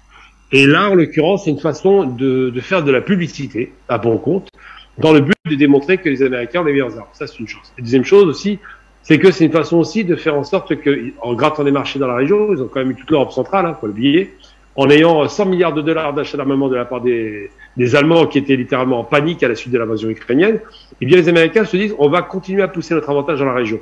Donc c'est un peu de la publicité, c'est un investissement publicitaire dans le but de vendre des armes. Et c'est aussi une façon de faire une sorte d'aide indirecte à ces entreprises, parce qu'évidemment si vous garantissez la vente d'armes, vous garantissez tous les services et surtout la production industrielle lourde américaine. Je parle de l'acier, je parle du fer, je parle de tout un tas de matériaux destinés à l'armement qui pourraient garantir effectivement que le commerce américain se porte beaucoup mieux qu'il ne se porte actuellement. Donc il y a une concurrence effectivement face aux deux grands blocs que sont d'un côté la Fédération russe et de l'autre côté la Fédération américaine. Rappelons-nous que les États-Unis c'est un État fédéré, hein. On les appelle les États-Unis, mais ce sont des États fédérés qui se font face indirectement sur le théâtre ukrainien, et que ces guerres par proxy ont pour visée principale non seulement d'en finir avec la domination des uns ou des autres, mais surtout de garantir la vente d'armements record. Alors pourquoi je dis ça? Parce que l'idéologie soviétique n'existe plus, donc c'est plus un problème de guerre du capitalisme contre le bolchevisme, c'est bien un problème de positionnement économique et politique qui ont dépassé ces questions-là. Donc pourquoi est-ce que les Américains investissent beaucoup? Eh bien parce qu'ils ont besoin d'un retour sur investissement. Ce sont des joueurs de poker, je le répète à nouveau. Mais à côté de ça, dans le Parlement qui est plus favorable à Biden, le va-t-en-guerre, il y a des Américains qui commencent à se demander si cette dépense mirifique vers un pays qui, je le répète à nouveau, ne fait que 200 milliards de PIB, capacité de produire de la richesse, est-ce que c'est intéressant de prêter de l'argent à un pays comme ça, qui ne pourra pas rembourser avant au moins 100 ans? La question est posée, je pense que beaucoup d'Américains se demandent si ça vaut la peine de continuer ce combat. Il commence à y avoir des dissensions au sein même de l'état-major américain. Les journaux commencent à parler d'une possible négociation directe avec les Russes parce que la guerre est impossible à remporter. Et effectivement, cette guerre-là, à terme, dans le précaré soviétique, ex-soviétique, donc russe, finira par remporter des sommes faramineuses des États-Unis parce que ce seront, in fine, même si aujourd'hui ils sont gagnants, ils seront perdants à terme parce que si effectivement ils reculent sur la question ukrainienne, ils auront donc perdu le marché de l'armement de la région. Merci à vous, Gamal. Alors, Madame Lydie El-Arbaoui, on est tout aussi en train de sortir de ce programme. Je voudrais convoquer et revenir sur un élément sur lequel vous avez d'ailleurs, vous êtes passé tout à l'heure. Ça fait près de 300 jours quand même de théâtre, en tout cas des combats du côté de l'Ukraine seulement. Et vous l'avez dit fort opportunément, pour la toute première fois la semaine dernière, le président Poutine a parlé de guerre, alors que jusqu'ici, de manière officielle, de la part de la diplomatie de la Fédération de Russie, il s'agissait d'une opération militaire spéciale de la Russie du côté de l'Ukraine. Alors quand il le dit, qu'est-ce qui a changé entre-temps? Ce qui a changé, c'est qu'il y a 90 personnes, 90 Américains, et ça on ne pourra pas le cacher, qui vont rentrer directement dans cette opération contre les Russes. Le Patriot, encore une fois, c'est une entreprise privée qui le fabrique. Elle est contre de laisser quelqu'un d'autre que l'armée américaine l'utiliser. Elle est contre de faire des formations et elle a tous les droits. Donc ça va être des Américains qui vont rentrer directement en opération contre les Russes. Et c'est pour ça qu'ils ont dit, de toute façon, on va bombarder. Donc ils vont cibler. Lavrov a employé le mot, ça va être la cible. Également, le président Poutine, ils ont employé cette expression. Ça veut dire que c'est les États-Unis ou les soldats américains qui vont être la cible. Maintenant, il y a quand même, je vais revenir sur quelque chose. Il faut regarder un peu la carte géographique. Et il faut regarder lors de la conférence de presse que Poutine a faite il y a 2-3 jours. Il y a une femme qui lui a posé la question est-ce que la Russie risquait d'être découpée? Il lui a dit c'est pas depuis maintenant, c'est depuis. Ça veut dire que c'est un vieux projet depuis la fin de l'Union soviétique. Mais actuellement, il y a quelque chose d'important qui est en train de se passer dans cette région. On a vu que le Kosovo et la Serbie bougent, mais là, depuis 2 jours, c'est la Voïvodine qui bouge. La Voïvodine, c'est un volcan. Là, par contre, il y a une véritable guerre qui peut éclater. Et d'après tout ce que j'ai vu, c'est un peu les Serbes qui veulent soulager un petit peu la pression que les Russes ont sur eux. Mais il y a aussi un autre événement. Hier, il y a eu des tirs de feu de la part de l'armée turque contre les Grecs et dans la mer Égée. Là, à partir du 24 février, donc on va fêter la première année de cette opération spéciale qui se transforme en guerre, mais nous allons rentrer en 2023, c'est la fin des accords de Lausanne entre l'héritier de l'Empire ottoman qui est la Turquie aujourd'hui, et la France. C'est pour ça que ça va chauffer aussi avec la France, puisque la France devra rembourser tout l'argent qui était sous séquestre, qui appartenait à l'Empire ottoman. Et puis la mer Égée, par ces accords-là, elle redeviendra turque. Donc ça va vraiment chauffer dans la région. Peut-être que Erdogan poussera plus vers une véritable guerre, plus que Poutine, en tous les cas. C'est son intérêt, mais en tous les cas, ça sera son allié, puisque tout le monde est concerné, tout ce côté-là est concerné. Et puis, il y a aussi le côté Caucase. C'est une communauté, que ce soit l'Azerbaïdjan, le Dakistan, le Tadjikistan, tous ces républiques-là étaient anciennement dans l'Empire ottoman. Donc, à la fin de ce qui est les accords de Lausanne, ça risque encore de changer. Et je pense qu'il y a des accords avec entre la Turquie et les Russes. C'est pour ça que les Russes sont en train de tourner le dos et ils ne parlent actuellement que le commerce asiatique, mais ils essayent de calmer le jeu côté Taïwan, parce que là, les Américains, ils veulent enflammer la région. Mais côté Europe, les Européens, ils sont face à une véritable guerre entre les Serbes et la Voïvodine. Et puis, il y a les Turcs aussi qui s'y mettent. Ça va soulager un peu les Russes. Et c'est ça qui va pousser peut-être l'Europe à aller vers des négociations. Mais c'est toujours quand il y a une guerre qu'on peut aller vers des négociations. C'est jamais avant. La preuve, ce sont les accords de Minsk. Ça n'a pas marché. À vous, Madame Linda Larbaoui Gamal Abina, merci infiniment également vous Dimi Deledo pour toutes ces précisions. Luc Michel a été également des nôtres dans le cadre donc des édifications des masses sur ce fait d'actualité. Nous n'avons pas la prétention d'avoir tout dit autour de ce débat. Il reste donc ouvert à vous, très chers messieurs. On se donne rendez-vous demain lorsqu'il sera 16h30 GMT, 17h30 heure de Malabo pour une nouvelle session de débat constructif sur la télévision. À demain. Bonne soirée à tous.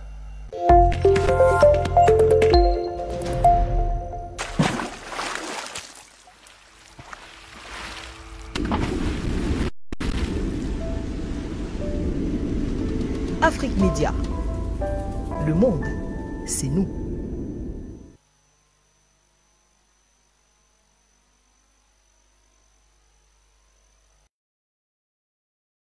Il n'existe que sur le papier, que dans les projets. On veut toujours avoir quelque chose de meilleur, en plus. Mais dans l'ensemble, je pense que la Russie bien passée cette année. N'avons pas de préoccupation particulière. Surtout, il n'y a pas de préoccupation que la situation actuelle puisse nous empêcher de mettre en œuvre les projets pour le futur, surtout pour 2023. Je répète encore une fois, et je tiens à le souligner, tout ce qui se passe et tout ce qui est lié avec l'opération militaire spéciale, c'est une mesure purement forcée. Nous devons remercier nos soldats, nos officiers, nos militaires pour tout ce qu'ils font, parce qu'ils protègent la Russie et sa souveraineté. Et tout d'abord, ils protègent nos citoyens parce qu'ils agissent dignement. Et ils font pour garantir tout ce qu'il faut et nécessaire pour la Russie. En ce qui concerne l'économie, comme vous le savez, malgré toutes les prévisions, les dégâts, la catastrophe dans l'économie, rien de similaire ne se passe dans notre économie. D'autant plus, la Russie démontre les indicateurs beaucoup meilleurs par rapport aux autres pays du G20. Et le manifeste sûrement, ça concerne des indicateurs de l'économie globale. En ce qui concerne le PIB, c'est vrai qu'il existe une petite réduction. Je l'ai déjà mentionné récemment, il y a une réduction du PIB de 2,9%.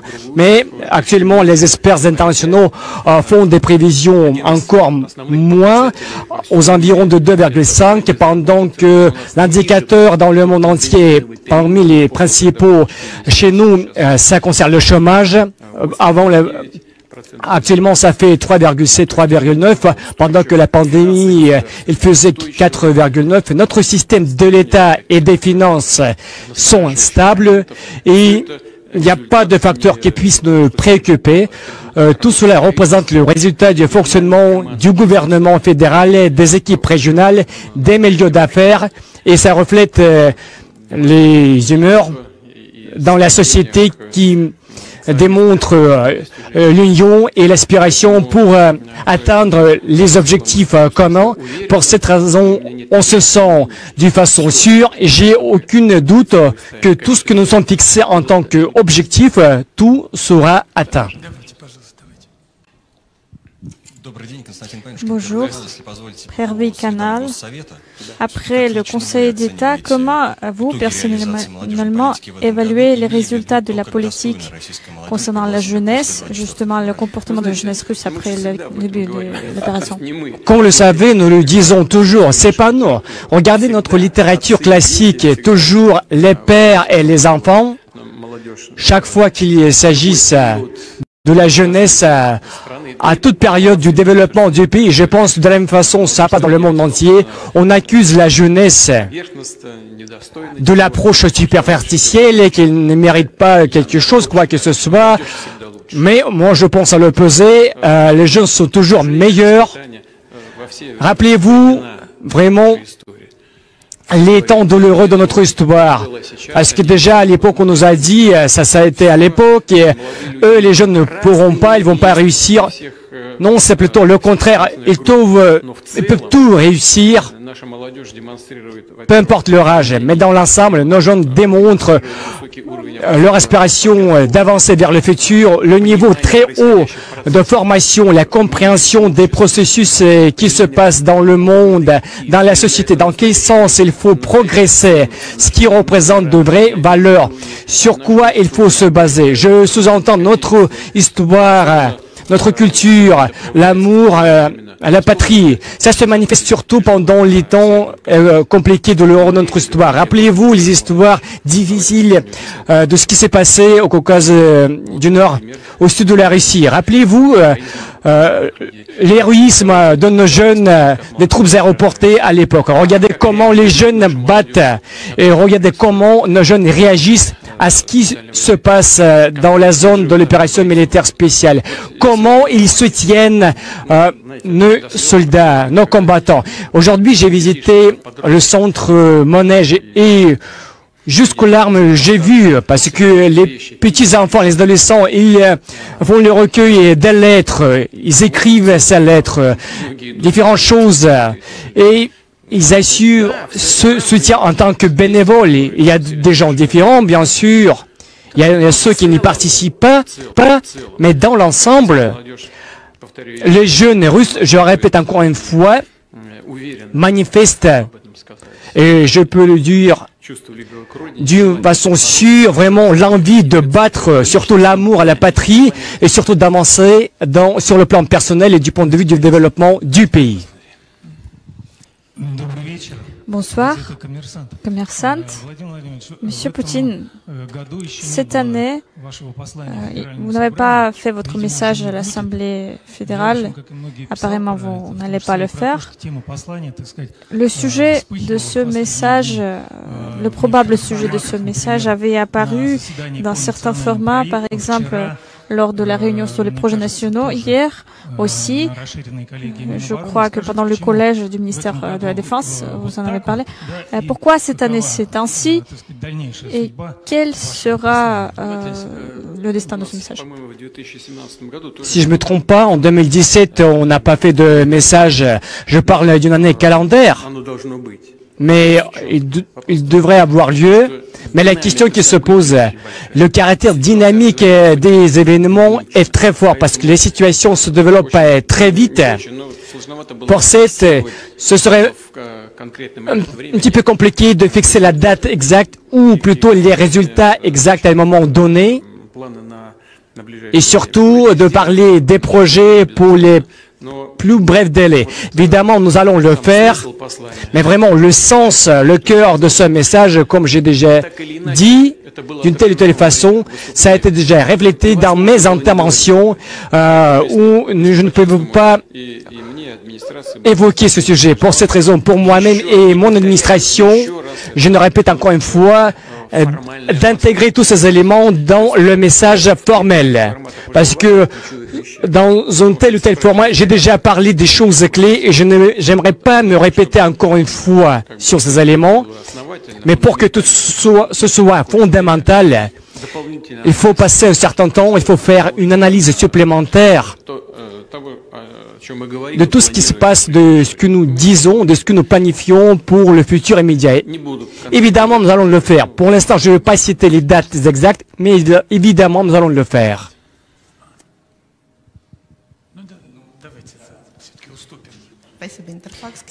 Interfax, Monsieur Poutine, suite à la visite de M. Zelensky aux États-Unis et des accords sur les livraisons de patriotes en Ukraine, peut-on dire maintenant que les États-Unis sont tout à fait impliqués dans le conflit en Ukraine? Quelles pourraient être les conséquences de cette décision? Et la Russie peut-elle s'approcher de ces systèmes près des frontières des pays de l'OTAN, voire les États-Unis? Vous venez de dire si on peut parler d'une implication plus profonde des États-Unis au conflit en Ukraine. Si vous permettez, je pourrais faire une blague. Je propose d'aborder ce sujet d'une façon plus large et plus profonde. De quelle façon? De quoi exactement de cela s'agit-il? Parce que les États-Unis le font depuis longtemps. Ils sont depuis longtemps impliqués dans les processus qui se passaient en Union soviétique et dans l'espace post-soviétique. Parce que déjà, à l'époque, il y avait des instituts de leur côté qui fonctionnaient sur cette filière. Et ils comprenaient très bien ce qui se passait. Parce qu'il y a des spécialistes très profonds qui s'y connaissent en tant qu'experts d'une façon professionnelle. Je répète encore une fois que déjà à l'époque de l'Union soviétique, ils préparaient ces bases, ils cherchaient des gens, ils définissaient l'essence de ce qui se passait. Pour l'instant, ce n'est pas le format où je pourrais m'approfondir dans l'histoire de cette question, mais c'était évident d'où ce que ça vient. C'est une question tout à fait fine et délicate. Quand il s'agit de l'union du monde russe, divise et règne, c'est le slogan depuis longtemps, est toujours en vigueur et est toujours utilisé dans la politique réelle. Pour cette raison, notre adversaire potentiel et nos opposants, ils ont toujours rêvé, ils l'ont toujours fait, ils ont toujours essayé de nous diviser et par certains éléments et gérer certains éléments, certains morceaux. Il n'y a rien de nouveau parce que l'idée est née il y a longtemps. En ce qui concerne l'idée du séparatisme ukrainien, déjà à l'époque du pays uni, je le dis tout le temps. Chaque fois qu'il s'agisse d'une apparition d'un groupe ethnique à part, surtout, on ne peut pas aller à l'encontre de l'aspiration et de la volonté du peuple et surtout aller contre la volonté de ceux qui pensent être part de notre monde, d'un monde russe qui se traite en tant que partie de ces traditions, de ces histoires. Et on ne peut pas battre contre ces gens-là. Et par contre, ils ont déclenché les actions de combat contre ces gens-là en 2014. Parce qu'ils ont commencé à bombarder les centres-villes en 2014 où il y avait des millions d'habitants. Ils ont déployé des troupes équipées de matériel. C'était une vraie guerre, des hostilités. Nous avons patienté, nous avons toléré, nous avons patienté, espéré avoir des traités de paix qui soient accomplis parce que les pays comme les États-Unis ils le font depuis longtemps et en ce sens, je peux dire, les circonstances d'aujourd'hui nous ont obligés de le faire. Nous n'avons pas eu d'autre choix comme de faire les actions qui avaient été entamées fin février dernier. Oui, c'est vrai, c'est la logique du déroulement des événements, mais notre but tout d'abord est de protéger les gens qui se considèrent en tant que partie de notre peuple, de notre culture. Parce qu'à l'époque, nous sommes partis du fait, ok, l'Union soviétique a disparu, mais comme j'ai déjà dit lors de la réunion du collège au ministère de la Défense, nous avons des racines historiques communes de l'histoire, des racines spirituelles, ils seront plus fortes par rapport à ce qu'ils essaient de nous défragmenter, parce qu'il y avait toujours des tendances de ce type-là. Tout ce qui nous réunit, ce sera plus fort. par des forces tierces, étrangères, et tout ce qui existait après la chute de l'URSS, les gens sont venus pour voir ceux qui partageaient des vues extrêmement nationalistes, et malgré notre désintégration, ça s'est accru, et comme j'ai déjà dit, au début, ils ont essayé de nous défragmenter, ils ont commencé à nous faire se quereller. Évidemment, ça, c'est le cœur de ce qui se passe. Et dans ce sens-là, nous avons échoué. Probablement, ils nous ont poussés spécialement pour franchir cette étape. Mais on n'avait pas d'autre choix. À ce qui concerne leur implication, ils étaient toujours impliqués, les États-Unis. Parce que vous pouvez regarder les pages de l'histoire, parce que déjà, un des élus de la Russie de l'époque des tsars, il a dit si vous voulez perdre l'Ukraine, rattachez à l'Ukraine la région de Galichina. Voilà, c'est ce qui s'est passé en réalité. Pourquoi? Parce que les gens de cette partie, ils se comportent d'une façon très agressive et ils font garder le silence les autres gens qui habitent ce territoire. Mais je répète encore une fois, nous sommes partis du fait que la base fondamentale de notre union seront plus fortes que les tendances qu'ils essaient de nous fragiliser.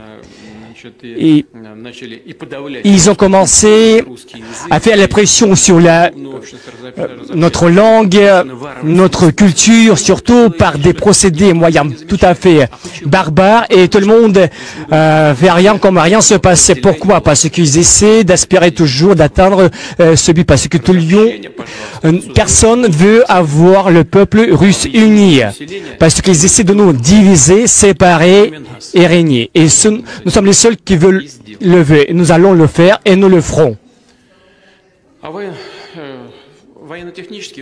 En ce qui concerne le plan militaire et technique, j'ai déjà dit, début janvier prochain, nous allons mettre en service opérationnel la frégate maréchal de l'Union soviétique Ustinov, maréchal Gorshkov, qui sera équipée de nouveaux systèmes d'armement. On ne peut pas faire des provocations, quoi que ce soit, mais quand même il s'agit du renforcement de nos forces stratégiques, sauf qu'il s'agit des systèmes de moyenne portée, mais ils ont de telles vitesses, de telles performances de vitesse qu'ils assurent certains avantages sur ce plan. En ce qui concerne les systèmes patriotes, ce sont des systèmes assez anciens. Ils ne fonctionnent pas de la même façon comme notre équivalent S-300.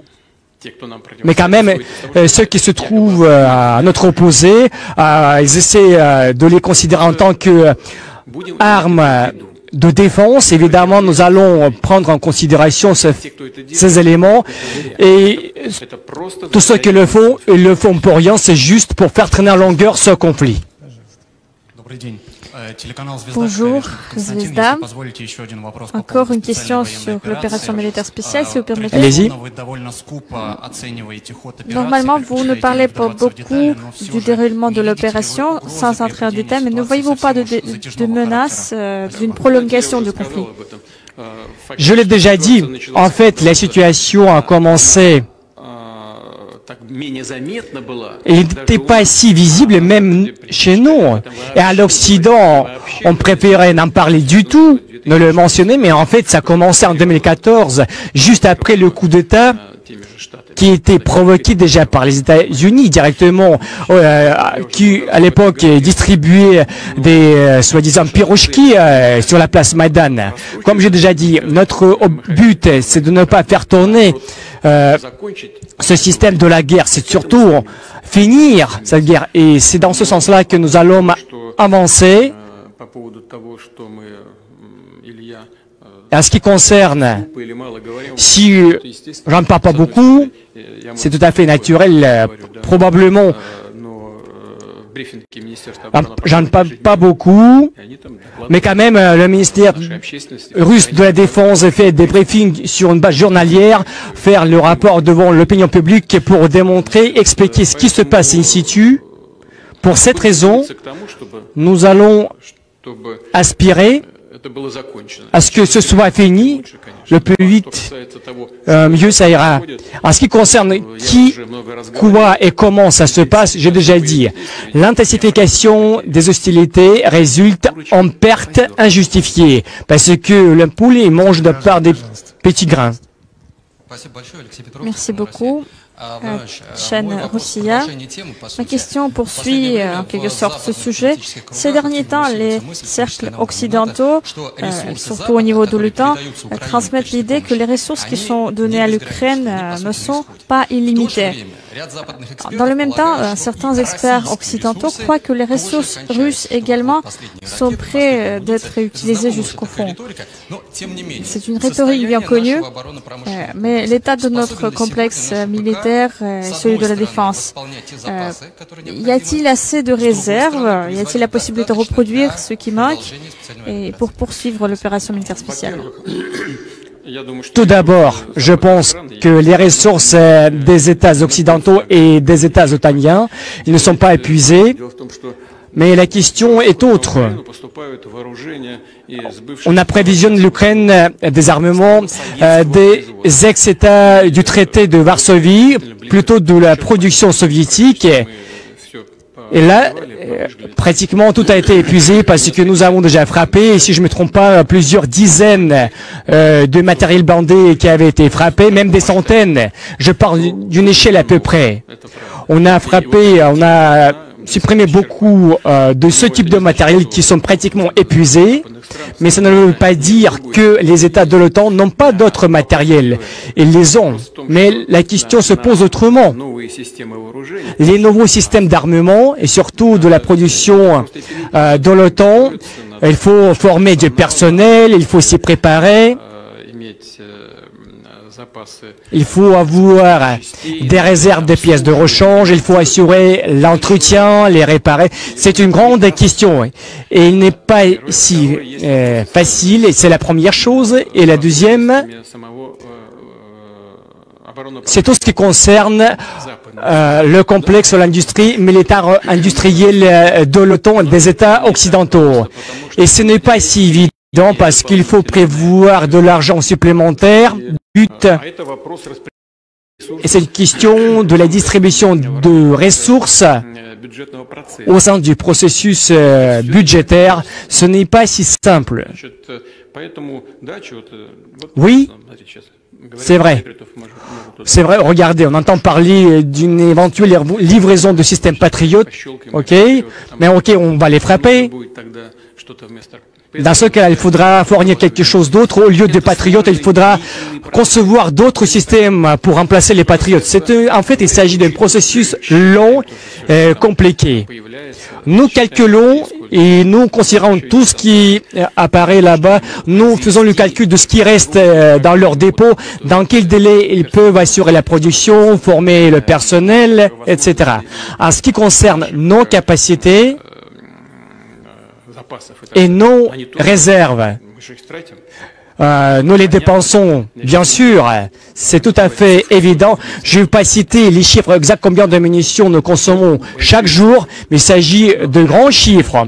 Mais il y a la différence entre nous et ceux qui sont à notre opposition, réside en fait que l'industrie militaire industrielle ukrainienne, même s'il n'est pas remis à zéro complètement, il va dans ce sens-là d'une façon sûre.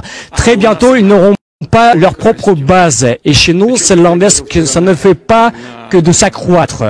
Et hier, lors de la réunion du collège du ministère russe de la Défense, je l'ai déjà dit, nous n'allons pas le faire aux dépens d'autres industries de l'économie. Parce que notre ministre de la Défense a déjà dit, nous devons satisfaire les besoins de notre propre armée et au contraire de l'industrie ukrainienne, nous avons développé notre industrie pendant les 10 ans derniers, surtout notre industrie de défense. Nous avons développé nos technologies et notre science de défense. Il y a des choses qui manquent chez nous, évidemment, des munitions rôdeuses, des drones, mais quand même nous avons des avancées. Nous savons combien, qui et comment, dans quel délai ils peuvent produire. Nous avons nos propres ressources pour soutenir le fonctionnement des centres scientifiques de développement, de construction et de production. C'est vrai, il y a une question qui concerne l'intensification des cadences. Nous sommes capables de le faire et c'est sûr que nous allons le faire. Российская газета. Monsieur Poutine, dans cette situation, est-il possible, y a-t-il une chance réelle de trouver une solution diplomatique à la situation en Ukraine? Tous les conflits armés s'achèvent d'une telle ou telle façon par des négociations sur le plan diplomatique. Et quant à nous, nous n'avons jamais refusé. Ce sont les dirigeants ukrainiens se sont interdits eux-mêmes de négocier avec nous. Ça paraît d'une façon un petit peu étrange, mais comme j'ai déjà dit, de façon inhabituelle, mais quand même, l'un jour ou l'autre, les belligérants se mettent devant une table et se mettent d'accord. Plus vite cette conscience, cette idée vient jamais.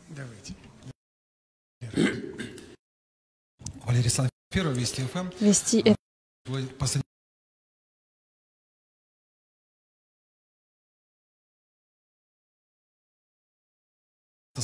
Chaque question héros. Vous êtes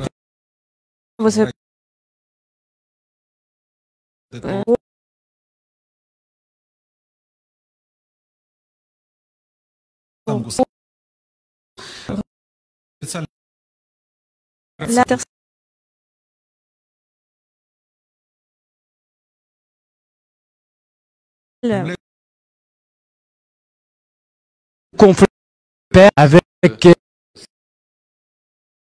une tragédie. Et comme d'habitude, sommes argent et patrie, ceux qui sont blessés, ce sont les gars les pauvres. Parce que mon héros. Et je l'ai déjà dit beaucoup de fois. C'est ma personnelle. Prof, imaginez-vous, nous sommes dans cette salle du Kremlin. Ici, au-dessus de nous, il y a du soleil artificiel, il y a de la lumière, les décorations sont très jolies, mais là se trouve dans la neige. Nous parlons des semelles dans leurs chaussures. C'est pour ça que nous parlons des armes, parce qu'ils sont bombardés. Évidemment, pour cette raison, il s'agit d'un travail gigantesque.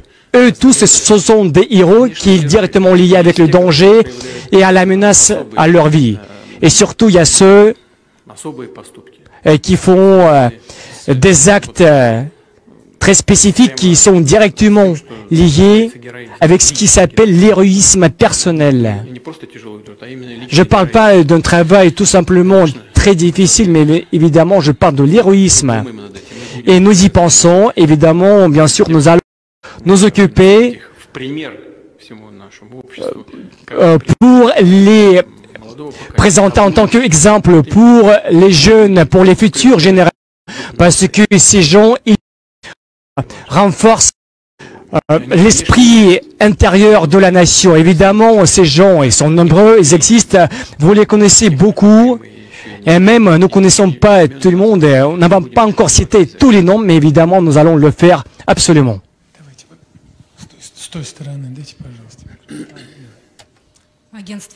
Agence RIA Novosti. Si vous permettez, je voudrais revenir au sujet de l'économie. Vous avez dit qu'il n'y a pas eu d'écroulement, mais maintenant on dit que c'est l'année prochaine qui va montrer les pires résultats. Est-ce qu'on pourra retenir l'économie russe, garder son état? À la fin de l'année, vous rencontrez les principaux locomotives du business russe, normalement. Pourquoi cette année ce n'est pas le cas? Voyez-vous une possibilité d'investissement? Et une question sociale, si vous permettez, tous les engagements sociaux qui ont été promis seraient-ils respectés dans l'avenir? En ce qui concerne l'économie, j'ai déjà mentionné ce sujet, mais je dois rajouter, en ce qui concerne l'effondrement prévu de l'économie, il n'a pas eu lieu. C'est vrai que nous avons une récession, malgré que quelqu'un avait des espoirs que notre PIB se réduise de 25, même de 30%, mais quand même, nous avons une certaine récession, mais pas de 25, de 30%. Il s'agit d'une récession de 2-3%. C'est la première chose. La deuxième, c'est le taux d'inflation. Ça fait des indicateurs les plus importants. Cette année, l'inflation va faire environ 12%. Un peu plus, mais je pense que c'est beaucoup meilleur par rapport aux autres pays, surtout, je parle des pays du G20. C'est mauvais d'avoir l'inflation, mais c'est très bien le fait qu'elle est inférieure aux autres. En ce qui concerne l'année prochaine, d'après les résultats du fonctionnement de l'économie nationale au premier trimestre prochain, nous allons aspirer dans le sens d'avoir l'inflation entre 4 et 5%. C'est une très bonne tendance à l'opposé des autres États du groupe 20. Surtout, nous avons le chômage minimum historique qui est 3,8%.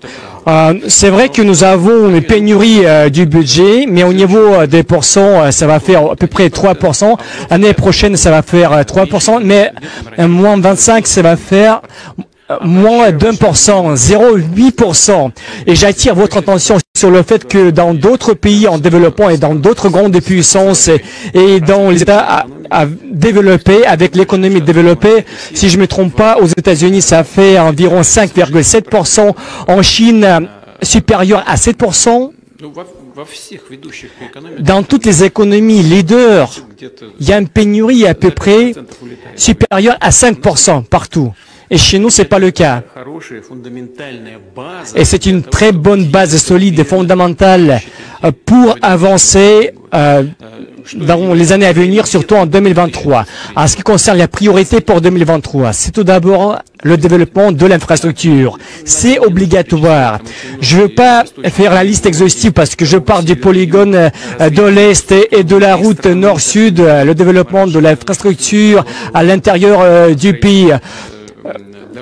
Notre vice-premier ministre a fait le rapport récemment sur le développement des ports, des aéroports, des routes nationales. En plus, nous devons résoudre les questions sur le plan financier. Le système financier du pays est stable. Les banques fonctionnent bien.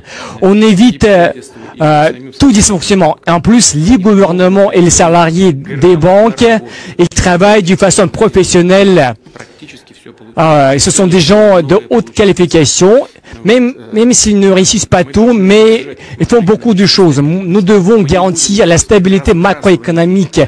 Nous allons éviter le gaspillage de l'argent à gauche et à droite et surtout nous allons chercher à garantir les indicateurs macroéconomiques qui puissent servir de la base stable de l'économie nationale. En ce qui concerne l'infrastructure, je viens de faire la liste. Nous devons garantir la stabilité du système budgétaire financier des banques.